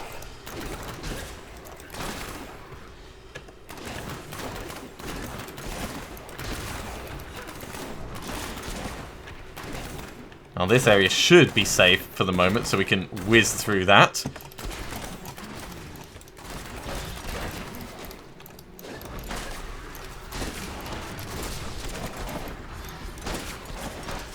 Right. Just a couple more mobs to kill. And then, right, everything shows on the map, so now I can take it a little bit easier. 2 minutes, 20 seconds to kill the last mobs.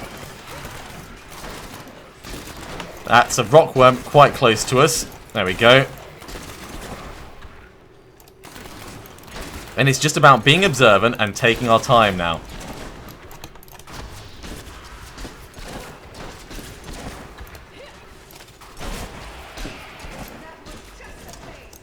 "19 mobs left to kill. Back off.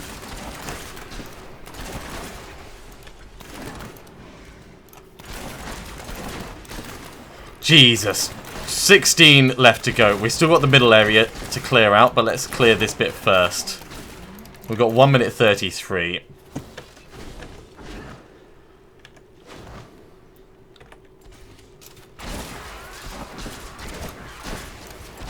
Six left.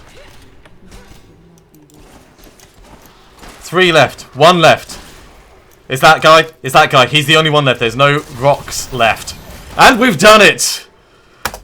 The last of the Marauders. Ah. Alright. Back on with the bounties. So, that takes us to almost all of our slave objectives. We need to kill Azmodan on Torment 7 or higher, which we're going to do in just a bit. But I am pretty happy with that. Right, back to the regular planning. I can actually die now, so let's go back to being careful. Thank you very much, everyone. And thank you for sticking with me through that. I mean, that was stressful. That was really stressful. But your tips certainly helped me get through it, so I do appreciate that. It's one of those things where you've got a general plan, but, you know, having people say, yes, you're doing it the right way, you just need to do this or that, really makes a big difference. Because otherwise you end up second-guessing yourself and all kinds of things. Although now I'm feeling like I shouldn't be allowing anything into melee range.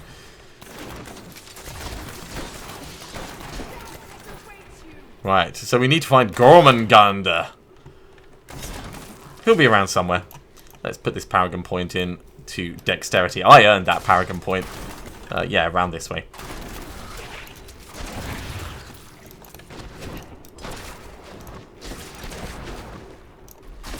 And all this is so I can put my beautiful, beautiful vision of goons on my face. Well, no, in the cube. And then technically on my face via the cube. But you get what I mean.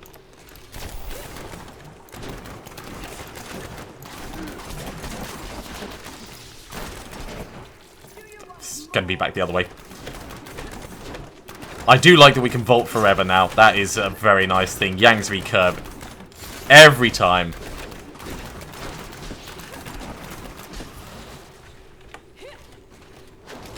See, I had it for a while, but I didn't realise quite how good it was because of that every resource cost reduction thing. Because testing in town doesn't really give you a proper testing.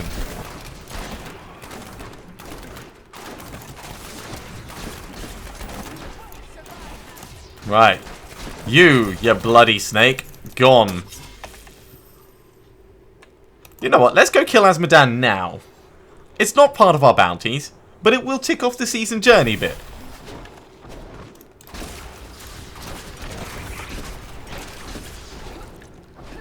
And I'm nothing if not a fan of distractions. Oh, jeez. Yeah, that's, not cool. Let's head back to town just very quickly so I can review my equipment. For no reason whatsoever. No. Well, while we're here, let's put these off down here. And I think we should come up with a new look and feel very quickly. So, having a look at this, we do have... That looks cool. So we'll have that. Yang's recurve we can make look... That's pretty nice. That looks suitably ostentatious. Let's go for that. And with this, I think we're going to go for everything being gold. Yeah. So...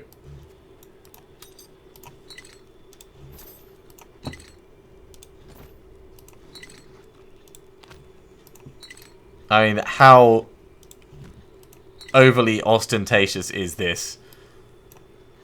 Okay, so transmogrifier, let's have a look at our chest piece. Shame we can't actually zoom in a little bit. In fact, no, we'll do shoulders first. We want something that looks stupidly flamboyant, I think. That's... Yeah, they are very nice. Kind of feel like we should have more spikes, though, to kind of match our helmet. Oh, wings. Wings? Wings.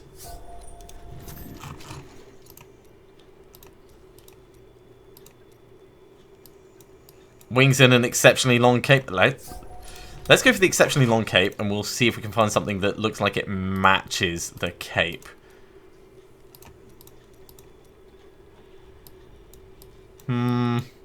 Actually, I'm not a fan of the cape. Let's put the cape to something else.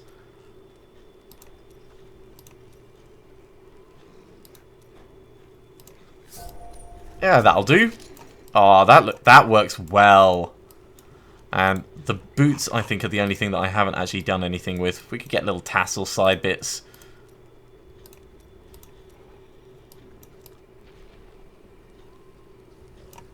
That works. That works.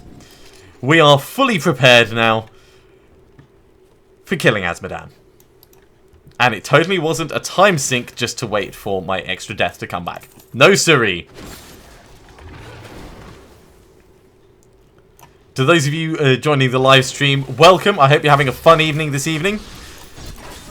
I certainly am. We've been running through the Marauder set dungeon, a lot of bounties, a lot of good fun.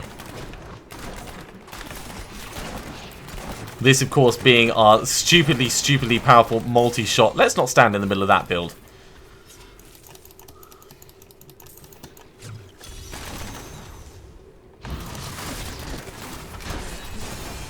Well, they went down pretty damn fast.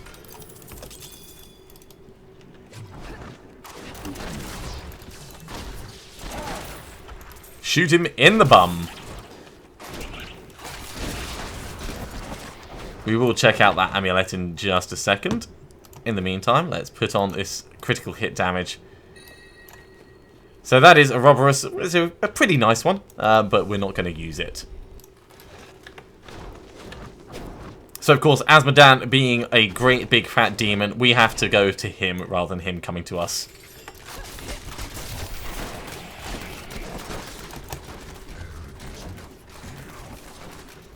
And he's gone. Well, that, as they say, is that Slayer season journey completed.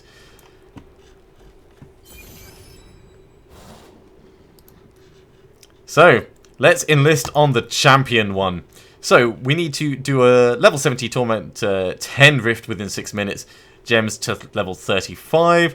Kill the soul. Basically, we need to be Torment 10. So, it's going to be a while before we can actually do this. But, we are still doing pretty well. Let's actually put our Paragon portrait on for that.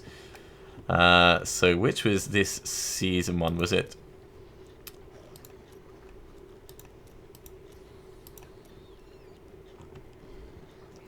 See, I don't actually remember which this season one is.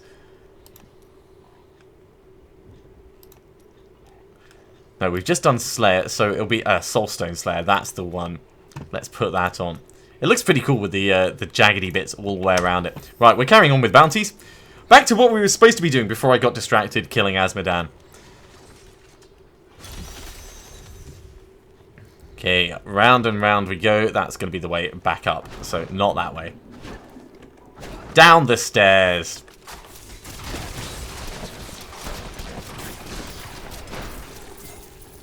Yeah, not bad. Not bad at all.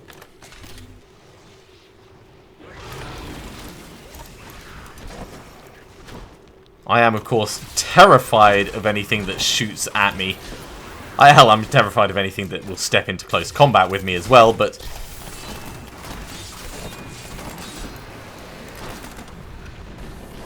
at least the close combat stuff I feel I can manage a little bit.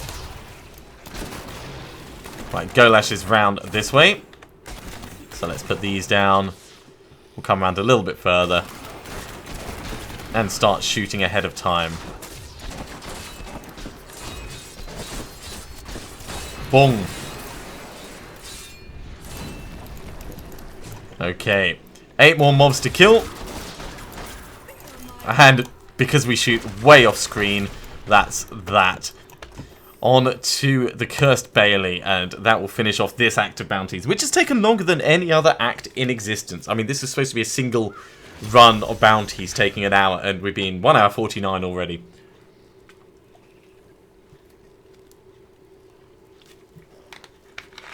Just wet my whistle a little bit. It's surprisingly difficult to keep monologuing for over an hour. Right, we need to find the Elder Sanctum, which is going to be down this way. Nothing in the Barbarian Pack. We've looted this place many, many times before.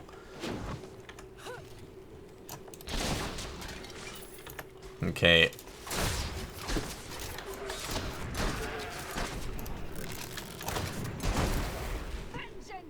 Vengeance indeed.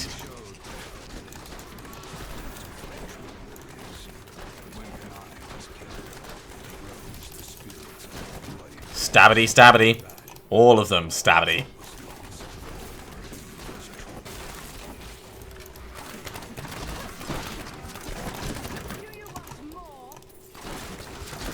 Okay, we're actually heading up this way, so...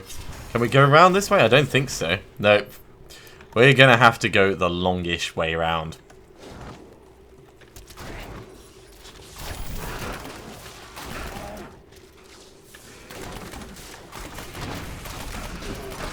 Alright, let's get some killing going in this place. There's a decent number of mobs that makes it worthwhile. Which is basically 3, but, you know, when there's more than 3, it's definitely worth stopping. That's my general rule of thumb. Ooh, geez, yeah, gotta watch out for those. And this dude. Although, Garen I'm not actually that worried about. We've killed him before. Ooh, chest armor. I'll take it. I think we're going to head down and round, and we may as well free some barbarians on the way. Oh no, it's a chest. My mistake. Alright, let's put down another thing.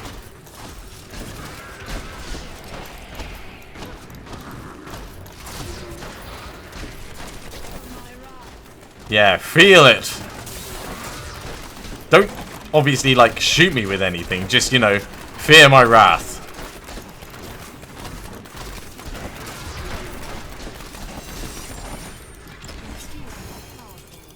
Paragon 268. We are shooting ahead. Okay. Yeah, we are significantly shooting ahead. I'm okay with that. I'm totally okay with that. We're actually about the same torment level as my brother. So I think we're probably equivalent as far as just general power goes.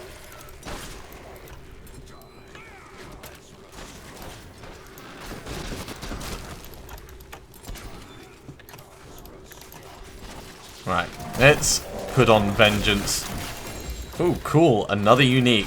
What have we got over here? It's a belt. Well, belts aren't the worst thing.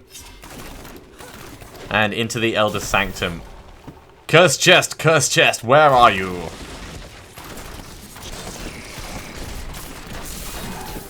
Well, I have a bone to pick with you. Well, a bunch of arrows actually, but they could be bone arrows for all I know.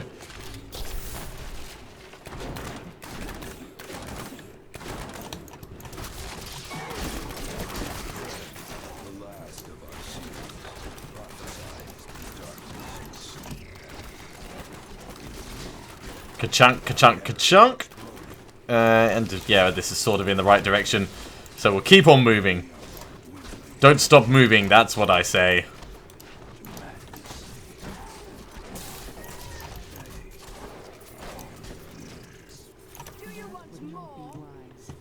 Okay, we've got to go round.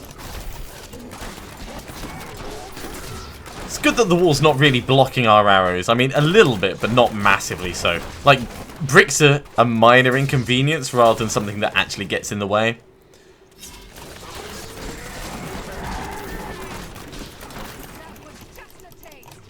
Pool of reflection done. And here we are. This is where the fun happens.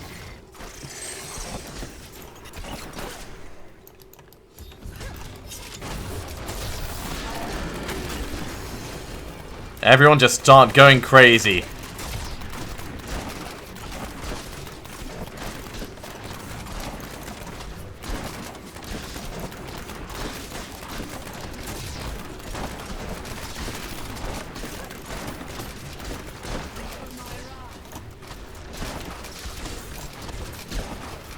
You need to actually make a point of hitting with your primary skills when you do that. For the extra damage bonus, but yeah, this is let's say this is working.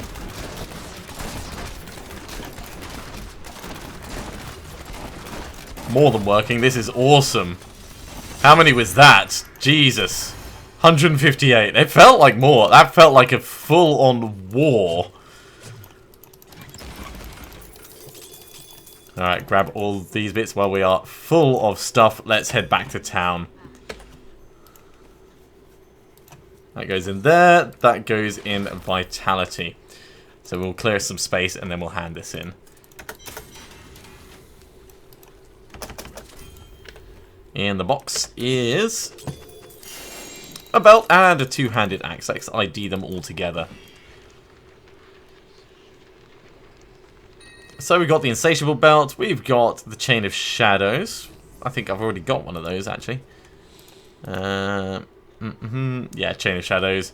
We got Burst of Wrath, which is already in the cube. Right, so that, and that can all get salvaged. That can get salvaged. And Insatiable Belt, do we already have one? It does. Yeah, we do. So we can salvage that as well. Everything can get salvaged.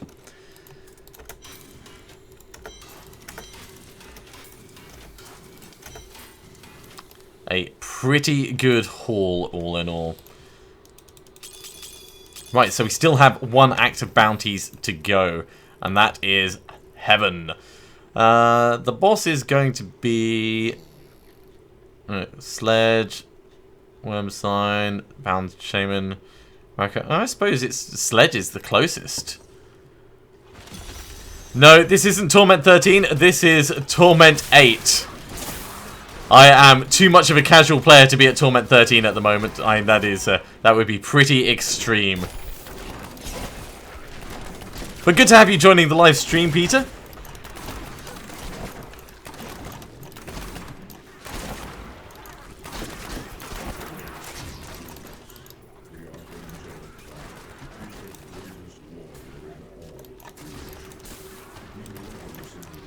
Right, let's hurry on through and get Sledge murdered.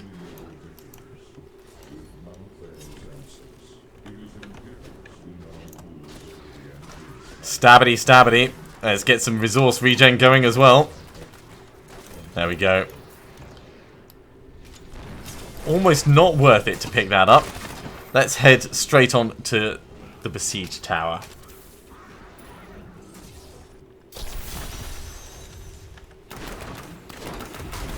Thank you very much. It's always nice when people drop into chat and actually start conversing. I hope that everyone watching has had a good Sunday. It's been nice and relaxing here in London. Weather's been a little bit weird, but that's kind of London for you, I guess. Right, let's spray some arrows around these cats. We're looking for the way up, so keep your eyes peeled, everyone. It should be just around this corner. He says, realizing that it's actually much further than that, but it's still technically just round a corner. Spray some more arrows in the area. Thin things out a bit. Oop, nope, that's a wall. There we go. Right, everything dies up here.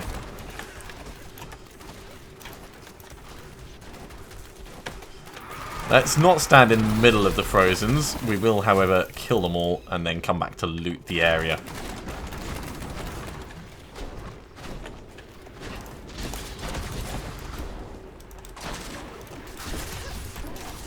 Empowered Shrine, good. Always a welcome boon. Not quite as good as a channeling pylon, but certainly it helps. Especially with putting down turrets. I mean, it really makes the cooldown nice and fast. And also then there's the whole vaulting everywhere you want to go.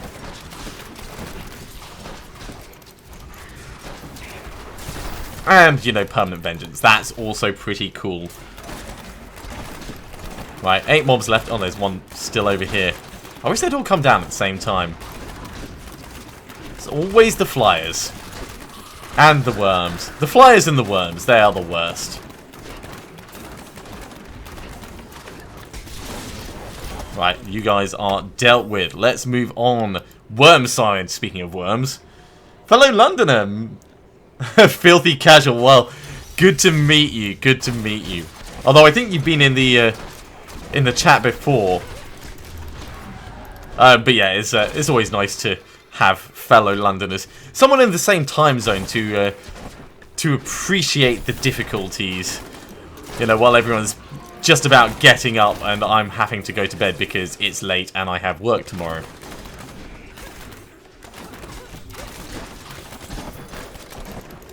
Just as a reminder to those in the live chat at the moment, if you are enjoying this, do hit the like button, drop me a comment, subscribe to the channel, and you'll be told when I'm streaming next. As a bit of a heads up, I will be streaming it tomorrow evening with my brother. We'll be doing some Satellite Reign, and then some Divinity Original Sin, and then probably back on with Diablo 3, where I'll get to show off all this brand spanking new progress that I've made. It is well worth tuning back in. We are absolutely hilarious. Well, I'm hilarious, and he kind of puts up with it. But, you know, it's worth watching us. There's some good banter, some good fun times, and inevitably, at some point, I will die. Jeez. It's always the way. The first time, I don't actually check over on the far left, and it's over on the far left.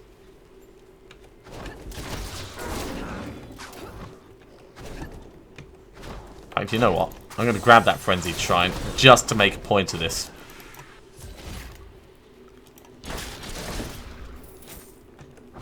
There we go. Tiny speed bonus. Bonus? Yes, speed bonus. That's what we have. A speed bonus.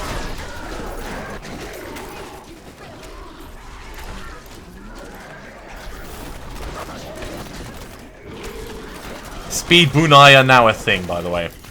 Ooh, an amulet. Yes, please.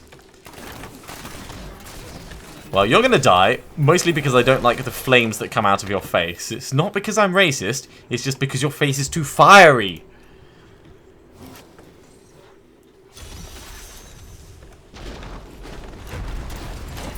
Alright, more stabbing.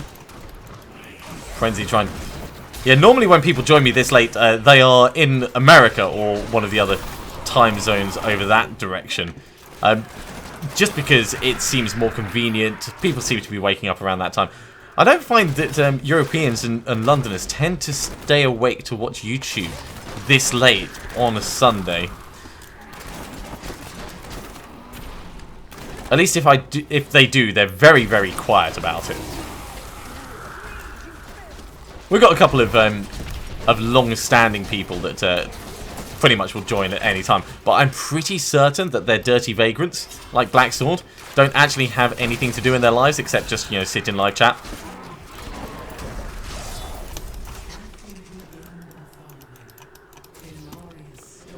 Right, portal to the Neveling Proving Grounds. That being said, they are probably better gamers than I will ever be.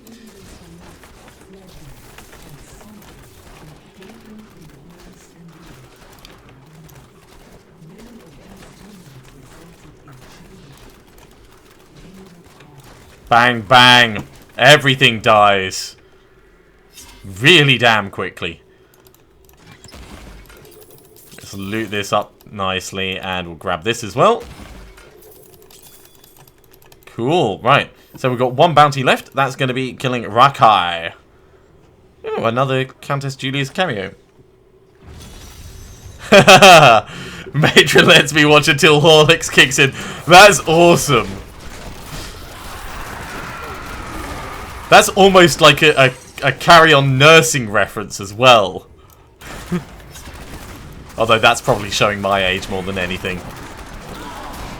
Let's back on out of here.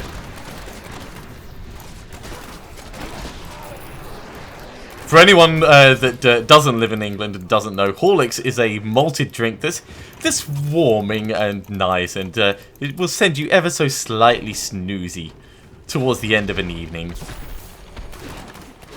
Favoured by the older generation, it's not actually that common these days.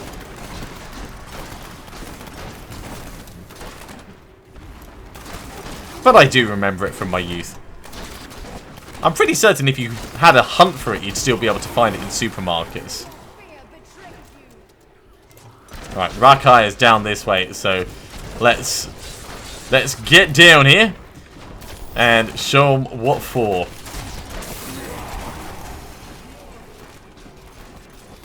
Well, he's gone.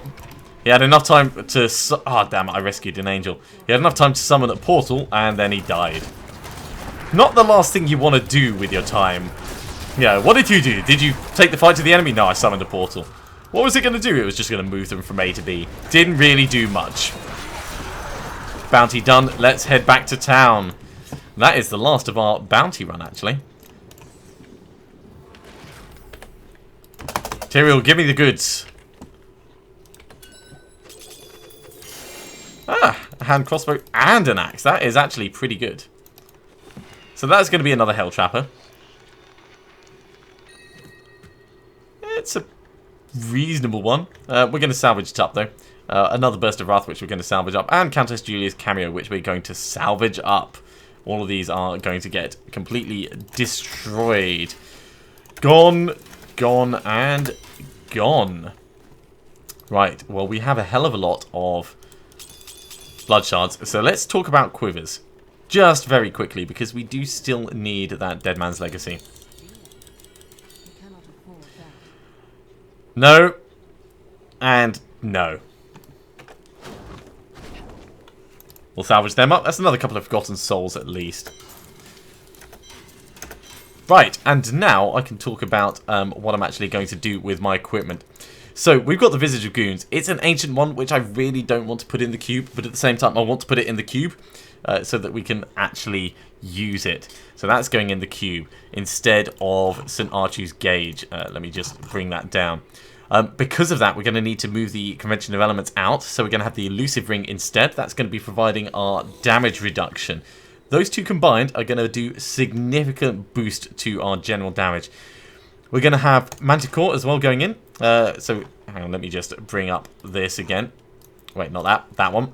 We've got 9 that we can actually pump in. So that's 3 of them there. 4, 5, 6, 7, 8... And we'll do Krelm's Buff Belt just in case we decide to switch across to it at some point. And that has really thinned out the number that we've got in here. I am pretty damn chuffed about that. Let's go put these in. Let's switch our equipment over and then we'll start some rifts.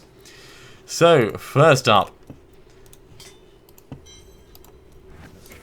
Visage of Goons. So that's going to give Vengeance the Dark Heart rune, which means we can actually... if I shouldn't have activated that. Well, I'll show you what Dark Heart does in a moment. We'll put the Elusive Ring in. And we'll get that switched over. Elusive Ring, there we go. Next up is going to be Manticore. Manticore will be for our Cluster Arrow build if we decide to go back to it. It's quite a fun one. Reducing the hatred cost of Cluster Arrow will be massive.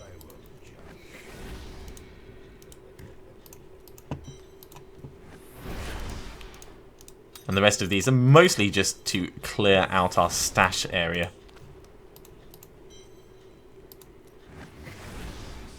The only activity of my day is to press F5 on your stream when it goes live. It's alright, I know that that's not really true, but in a way it would be very funny if it was true. Right, so... Vengeance gains the Dark Heart, which reduces all damage taken by 50%. That is awesome. We are going to be super survivable now because Elusive Ring and Vengeance having the Dark Heart. Pretty much, I think we're going to be super awesome. We could even potentially up the difficulty to T10 depending on how this goes. But let's sit for a moment in one of the rifts just after my cat finishes sneezing on my arm again. He's got a little bit of a kitty cold at the moment. So he's being very snuggly because he likes the company, but he's also being very gross because he is oozing from places that cats should not ooze, most notably his nose. So yeah, if we use our primary spender as well, that adds even further to our damage reduction. And look at this, it almost feels like we are taking a significantly reduced amount of damage. I love it! We don't quite have the 100% uptime on Vengeance, but we will get there. I don't... Witch Hardened Rune. Which skill is that for, Peter?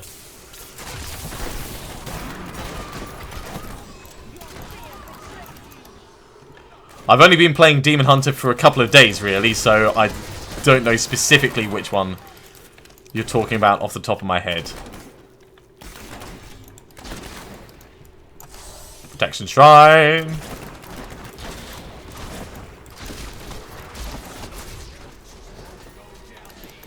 And of course, switching between primary and Hatred Generator and Spender also increases our damage with Focus and Restraint. It's a good combination build as long as we're vaulting periodically and doing everything else.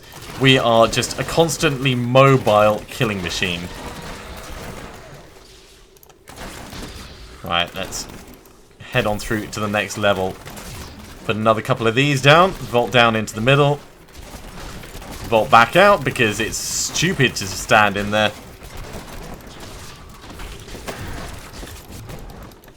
Yeah, that's kind of what I'm thinking. I mean, the green gem in the bow would definitely bump things up.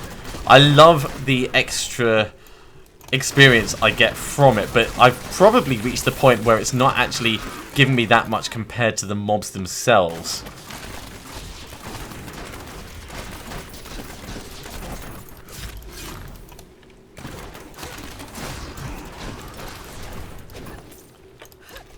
That being said, we are still just kind of testing the water to make sure that it is nice and survivable, and it looks like it is. Oh, evasive fire. I've gone for focus, so I get more hatred from it, and I don't have that annoying backflip that moves me away from monsters I'm trying to move towards. I did try harden before, but I just didn't like the fact that if something got in too close, I would end up in a different position, because you could end up retreating the wrong way towards explosive mobs and things, and that just felt like counterproductive to me. Yep, that's exactly it, Paul. One of the reasons I would switch across is because moving up the difficulty, I would get more experience from the mobs. So it's a tough call at which point the switchover is, and I think we have reached that switchover point. Most notably, I want to make sure that I'm survivable at this level, and then we'll move up one torment. And I think we are. Let's put that in there, and we'll grab the empty cloak. Yep, that's exactly it. The shitty bone oxen from the gem itself do not compare to the scaling damage bonus. Scaling XP bonuses from the higher torment levels.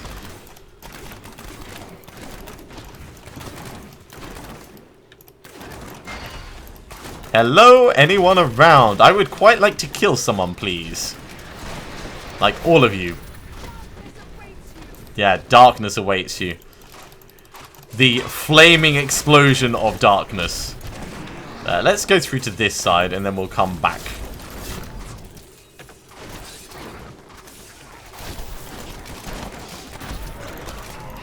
We have got a very good uptime on Vengeance, though. I do like that.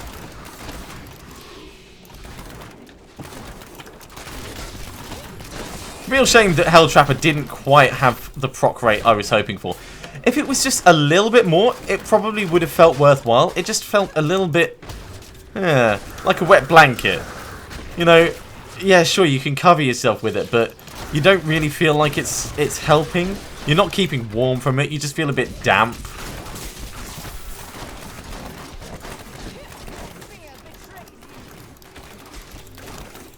Right, open this up. I've got to remember to periodically pop my companions as well, because as awesome as they are, they get even more awesome when I bother to activate the skills. Bang, bang, bang. Alright, let's move on. I'm done banging in that place.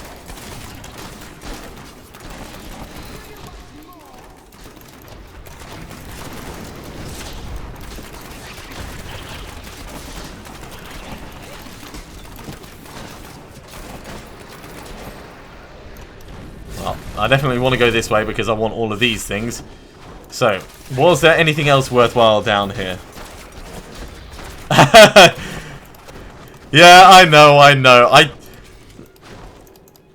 There is a cutoff point at which point it becomes a lot better, and I know that you've been saying that, but it's just hard to make the jump. It really is. And yes, you're right. Situationally, a wet blanket can be amazing. But it would have to be very situationally. Like, you had a fever, and you needed something that was just slightly moist, but not too moist in order to, you know, just soothe your brow. At that point, it could be very useful.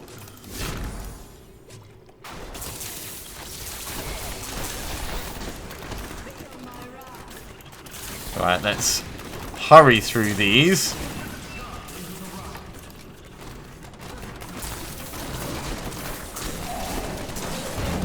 Bang. 2 Greater Rift Keystones. And a Death's Breath. Let's head on back to town. And we'll turn this in, Aurek.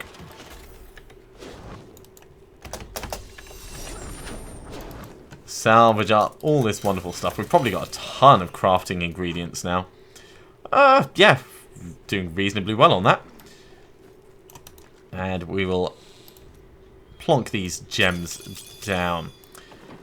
Ah, that was what we were going to do. Alright, well, before we go into the next rift, let's up the difficulty and we'll go fight greed.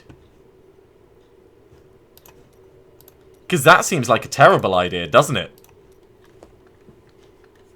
Yeah, why fight something that's quite dangerous at a point where you're pretty certain you're going to survive when you could up the difficulty and do it in a more dangerous environment?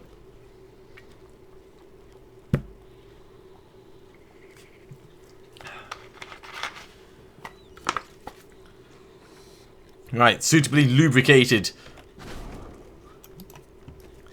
Let's go see what the vault holds for us.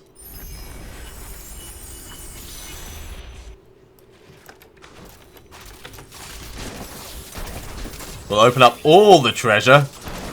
Now, I could have switched over to gold find gear, but at this point, I really don't think it would be necessary. Ooh, Bloodshard Goblin. Well, that's him taken care of. Yes, we've definitely got some suitable killing power here. I am playing on EU, Mr. Brightside. Oh, we've let someone out. Okay, well, let's see if we can get him killed, or at least isolated before he becomes a problem. There we go.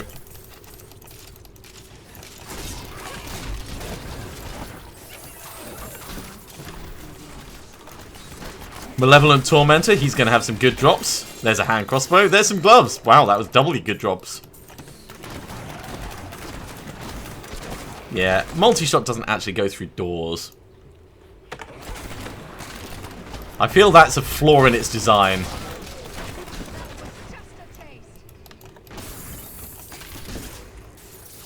Yeah, all the gold, all the gold. I like how it kind of jumps from the piles to you, so you don't, in theory, have to run that far. Who have we got? We've got Rolf Duke.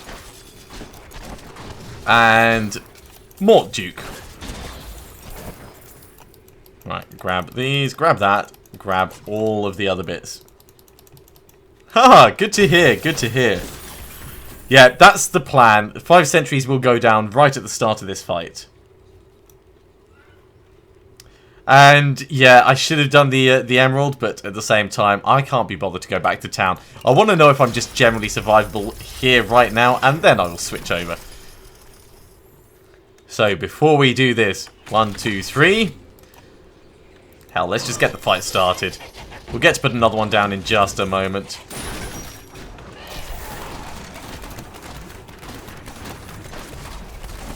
Bang, bang, bang. There goes the final one.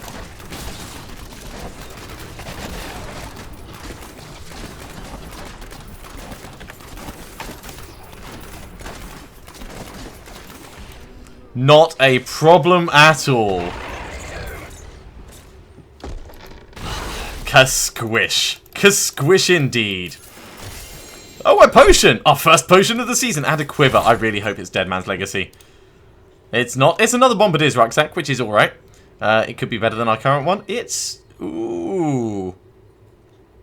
I don't know. I think it's ever so slightly worse. Slightly more damage, but 12% toughness reduced is significant. So I think we're going to hold on to the one we've got, but we do have that as a spare that we can roll up. Yeah, re-roll into a different type. It comes with a socket, though. So that will go down here, I guess. I will eventually get around to organising all that. Let's see what we have here. They are better. I mean, lose a little bit on the experience, but they are just flat better.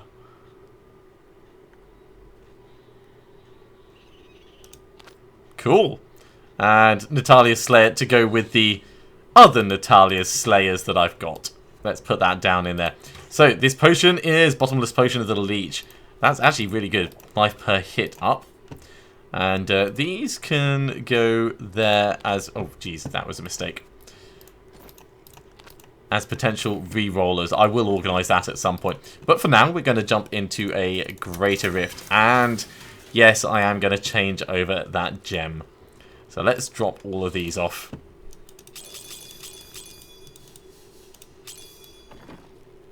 And we'll do this properly. So, Shen, remove the Gem of Awesomeness.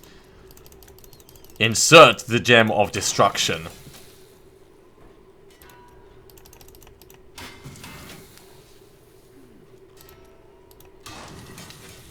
That worked out pretty perfectly, actually. Ka-ching! Upgrade complete. That's going to be a significant damage boost. So, these go there, and this will go up here. Right, just to have a quick reminder, our critical hit chance is 44%, so that's pretty nice. Critical hit damage boost is 199%. I love it. Greater Rift, let's keep it at Torment 8 for the... No, we can up it. We'll push the envelope.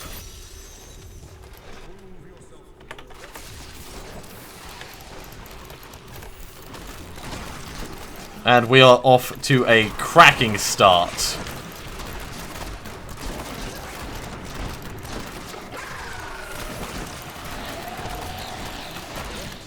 Don't worry if you can't follow everything that's happening on screen. I can't follow and I'm playing. But we are roaring through this so quickly. Right, I think we're going to go around this way. Nope, not that way. Back we go.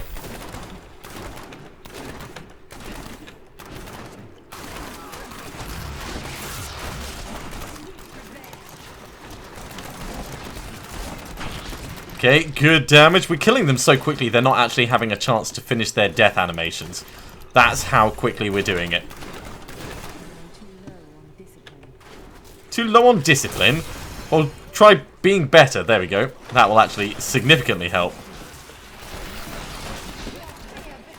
I wish there was a quick way of getting discipline back using your companions. I know that there are things you can do to recover it quickly, but I don't want to change my build specifically for them. I want to do it with what I've got. Which I know isn't how the game works. But it doesn't stop me wanting it. Hi, Dark Shadow. Yes, I am still streaming. You missed the Land of Unicorns, I'm afraid. I've been on and off throughout the day. Normally 2-hour sessions, 2.5-hour sessions. So I'm kind of reaching the end of tonight's streaming session. But it's been a good, solid day. Good progress made. Like, crazy good progress made. I mean, we're currently running the equivalent of almost Torment 9 for Rifts, which, given earlier today I was on Torment 5, I think is pretty damn amazing.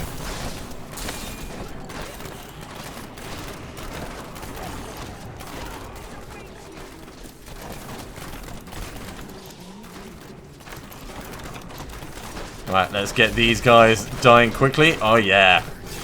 Multi-shot everywhere. All day, every day. Yeah, I'm afraid you missed the unicorn part. It's a place called Whimsydale. There's teddy bears and unicorns and yeah, massive piñatas. Massive piñatas. It's the one place where you're pretty much guaranteed to get awesome loot. It is slightly overpowered in what it gives you, but it's incredibly rare to find. So I was very glad to have found it.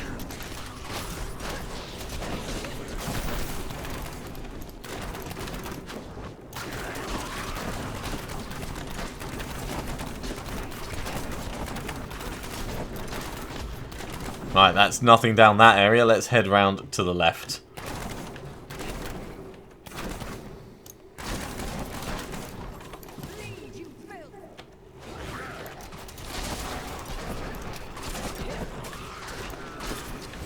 My god, we are doing this so quickly. It feels obscene.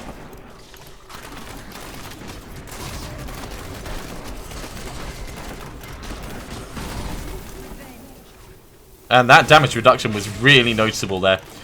Let's put our turrets down.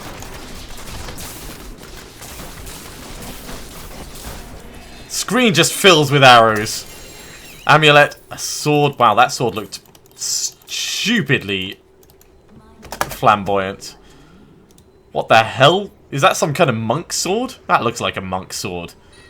Sword of ill will. Oh no, that's actually for me. Cool. Chakram deals 1.4% increased damage for every point of hatred you have. So, with the Unhallowed Essence and the Sword of Ill Will, could you make it like stupidly powerful? That'd be interesting. Okay, so Miranai is maxed out. Let's do Bane of the Stricken next.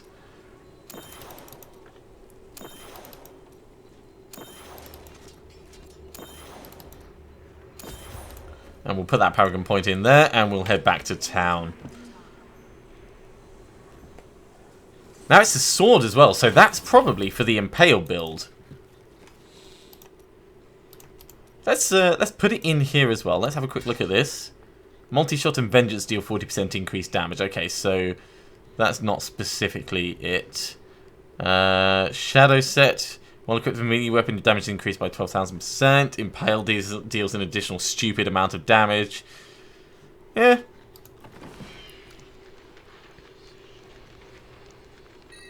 And Mara's Kaleidoscope. That is definitely a good one to hold on to. Yeah, I was just having a look at that. It's all about learning, because I don't have much experience with Demon Hunters. Let's actually hand this in with Auric, and we will go from 275 up to 277. That goes in there, that goes in there. And I think we're going to head straight back into another one, although we should probably talk to Kadala about quivers first.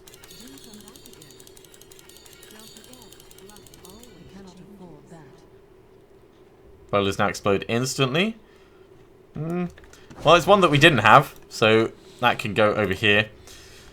The rest can all get salvaged up. Oh, are you alright, Amos?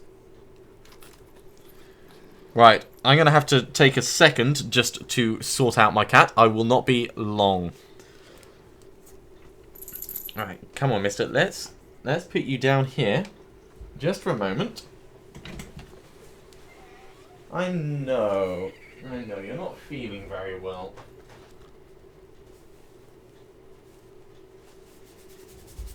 And get that off there, and get that cleared. And I will just wipe all the cat snot off my monitor. Yeah.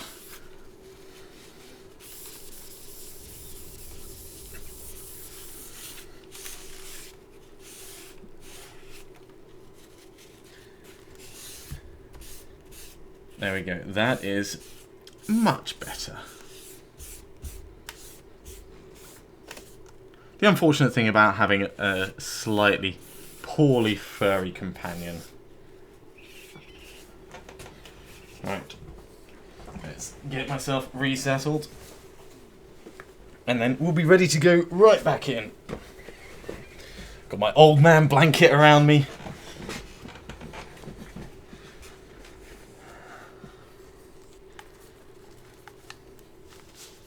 Ah, right. Yeah, the sword is for Chakram. Chakram Marauder setup. Well, that could work, yeah. Because the Marauder setup, has Chakram in there. That's interesting.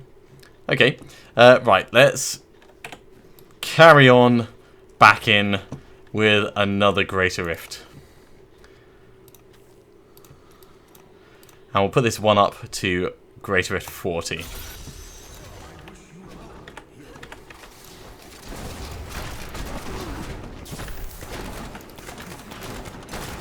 Got nothing to kill. That's slightly disappointing. There we go, that's a bit better.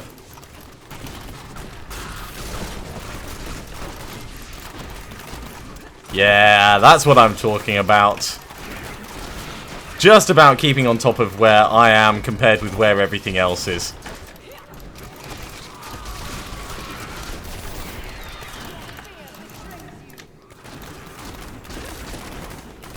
Oop, that's not where we want to go. We want to go down this way.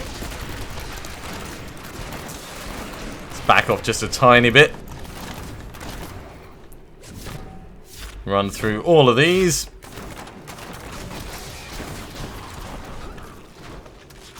Yeah, nothing in there. So back down we come. Of course, our damage reduction is being helped by all of our skills. Vaulting and also our evasive fire, increasing our damage reduction massively. Who needs a shield when you're naturally just tough?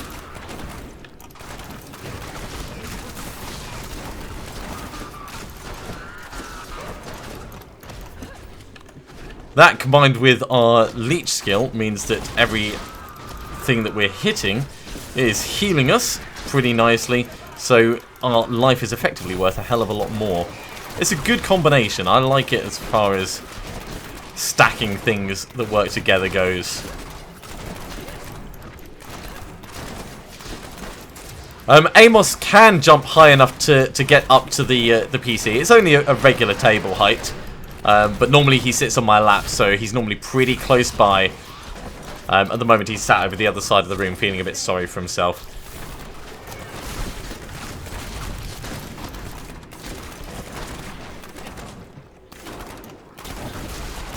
Let's back off a little bit. As much as I love those guys, I really don't love those guys. Yeah, I think we can actually push all the way to Torment 10 at this point.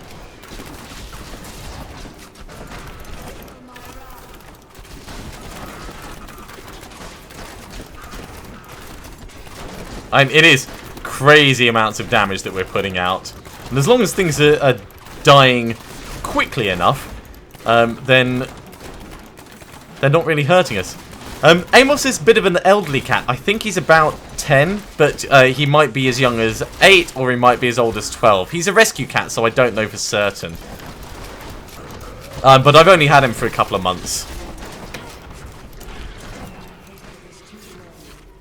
So he's still very new. I've got a vet appointment to get him checked up next Saturday. So I'm going to talk to them about the fact that he started sneezing as well. He's probably just picked up a cold from somewhere.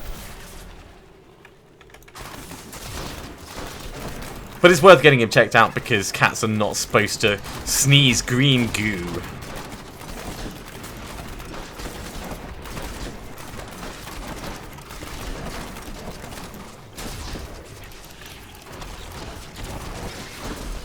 Alright, let's back off just a little bit while we muller through this. And that is Rift Guardian time. So let's prep quite nicely.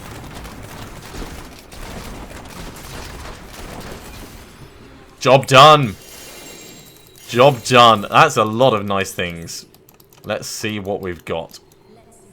So we're going to carry on with Bane of the Stricken. We're going to get that up to rank 25. That's going to help with bosses and Rift Guardians and things like that. There we go. 25% increased damage against bosses and Rift Guardians specifically. Let's head back to town. We'll put that Paragon point in and we'll hand in the other ones. Have a very good night, Dark Shadow. No doubt I will see you again soon. Right, Paragon point goes in there. Paragon point goes in there. And we're going to ID all of these things. So we've got Aquilicurus. We've got... Ooh. Ancient Natalia's boots. We've got the Shadow's Bane. This is looking pretty good. Right. So, let's chuck that away. Natalia's boots can go in the boots place. Shadow's Bane, we've effectively got a spare. And Marauder's Treads, they're not as good as our current ones, but we'll put them... I've done this wrong. Right. That goes there, that goes there, that goes there, that goes there. Blind Faith, yeah, we're going to chuck that. Aquilicurus, we've got one of those already, so we're going to chuck that as well. Although, the one that's for re-rolling is... We'll swap it over and we'll chuck the other one. There we go. That'll work. That'll work. Salvage up. So, Blind Faith out the window. Aquilicurus gone. Natalia's Slayer gone. those all get done, and we're going to talk about quivers one last time. Well, it was a bit much to hope for, it really was. Okay, let's have a quick look at our reagents. We've got 62 Forgotten Souls, we've got 124 Death's Breaths, so we've got enough to potentially craft up some things. But I think I'm going to do that another day. I do want to make another Hellfire Amulet, so we might take the time to go and fight the various various Souls of Evil at some point. In fact, let's do one of each of them now, just before I finish. So we need to go to Act 1, actually. Act 1.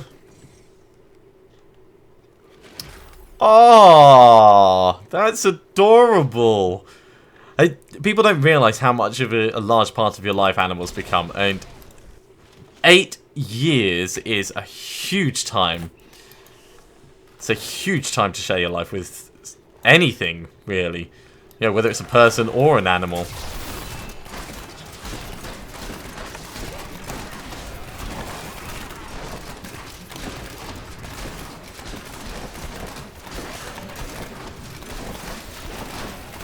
Bang, bang, bang, bang, bang, bang. Alright, double Leoric's Regret, and it looks like there's also something nice for us that's going to drop. It's a belt! I say something nice, if it's a belt, it's either Krelms, which we don't care about, or Blackthorns, which we don't really care about. It's Krelms, which we don't care about, but that's still fine. Let's head on and do the next one.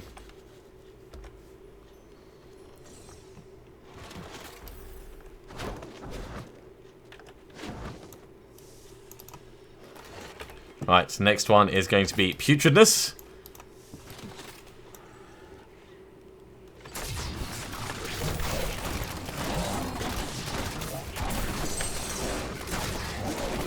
Yeah, while we're standing in here, we're going to do a hell of a lot more damage, so let's stand in there as much as possible.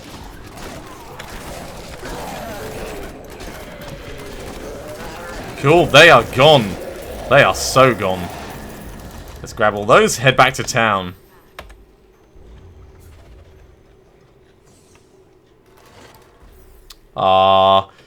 Yeah, you kind of have to visit them early so that they imprint on you properly. It's taken Amos a while to get used to me, but now he understands that I'm the warm food giver. He's totally fine with me.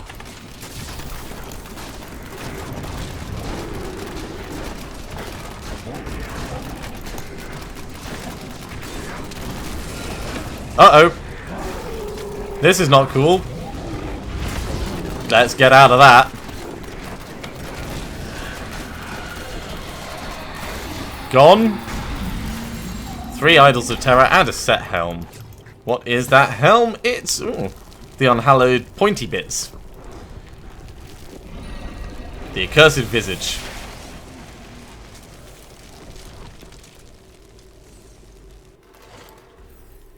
Alright. Now, in here, we do have an accursed pointy bits, but we'll put that in there as well, just anyway. Let's salvage these other bits up, and then we will pop in for the 4th one.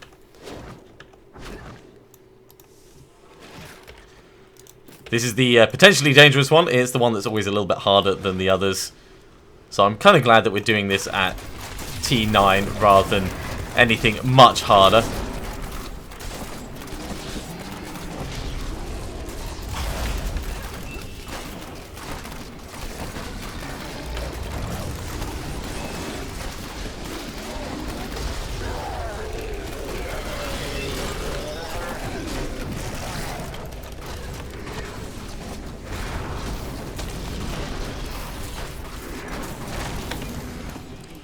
That'll do. That will do.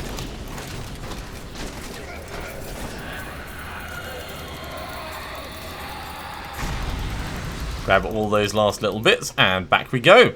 Right, so we're going to craft up a couple of little something specials. We've got enough for 2 Hellfire Amulets.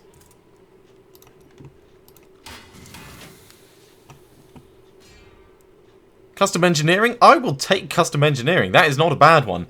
We're losing a little bit of damage, but we're gaining a hell of a lot of toughness, and fire skills are doing more damage. I could reroll the dexterity on that. That is a pretty good one. I'm happy with that.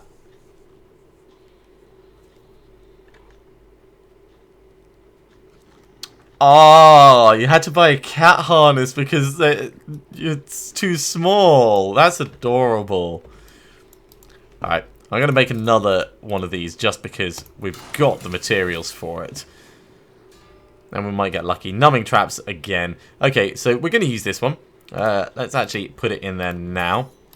We'll remove the gem from the old one. So, numbing traps, as far as passives go, are... If I just go in here and show... Everything does a little bit less damage. It's not a bad thing. It's just not anything that I particularly want. We've got custom engineering now, which means we can actually switch over to something else. Singled out is a good option. Archery is a good option. With our bow, we'll do just flat 8% increased damage. Cull the Weak is also excellent because everything's going to be slowed and damaged.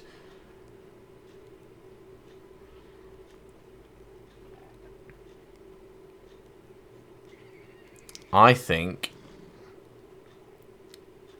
we're going to go for Cull the Weak because we're going to be slowing and stopping everything anyway. It's a flat damage increase. It's worth it. We've got ballistics already, so that's a bit of a plain option. So Cull the Weak. Cull the Weak it is. Let's salvage up those other Hellfire Amulets. Get those bits back.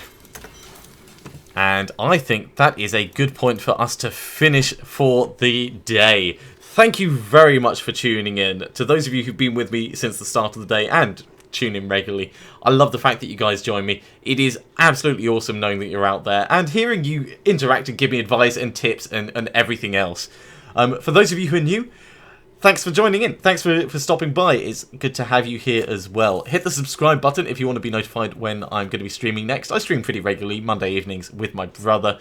And, this was a bit of a special day because I wanted to make good inroads into the season journey. But we are going to be following this Demon Hunter all the way through as far as possible. I want to get a Primal Ancient before the season is out. So do stop back and join me again. If you have liked the video, hit the thumbs up button. Otherwise, I will see you next time for more Diablo 3. See you soon.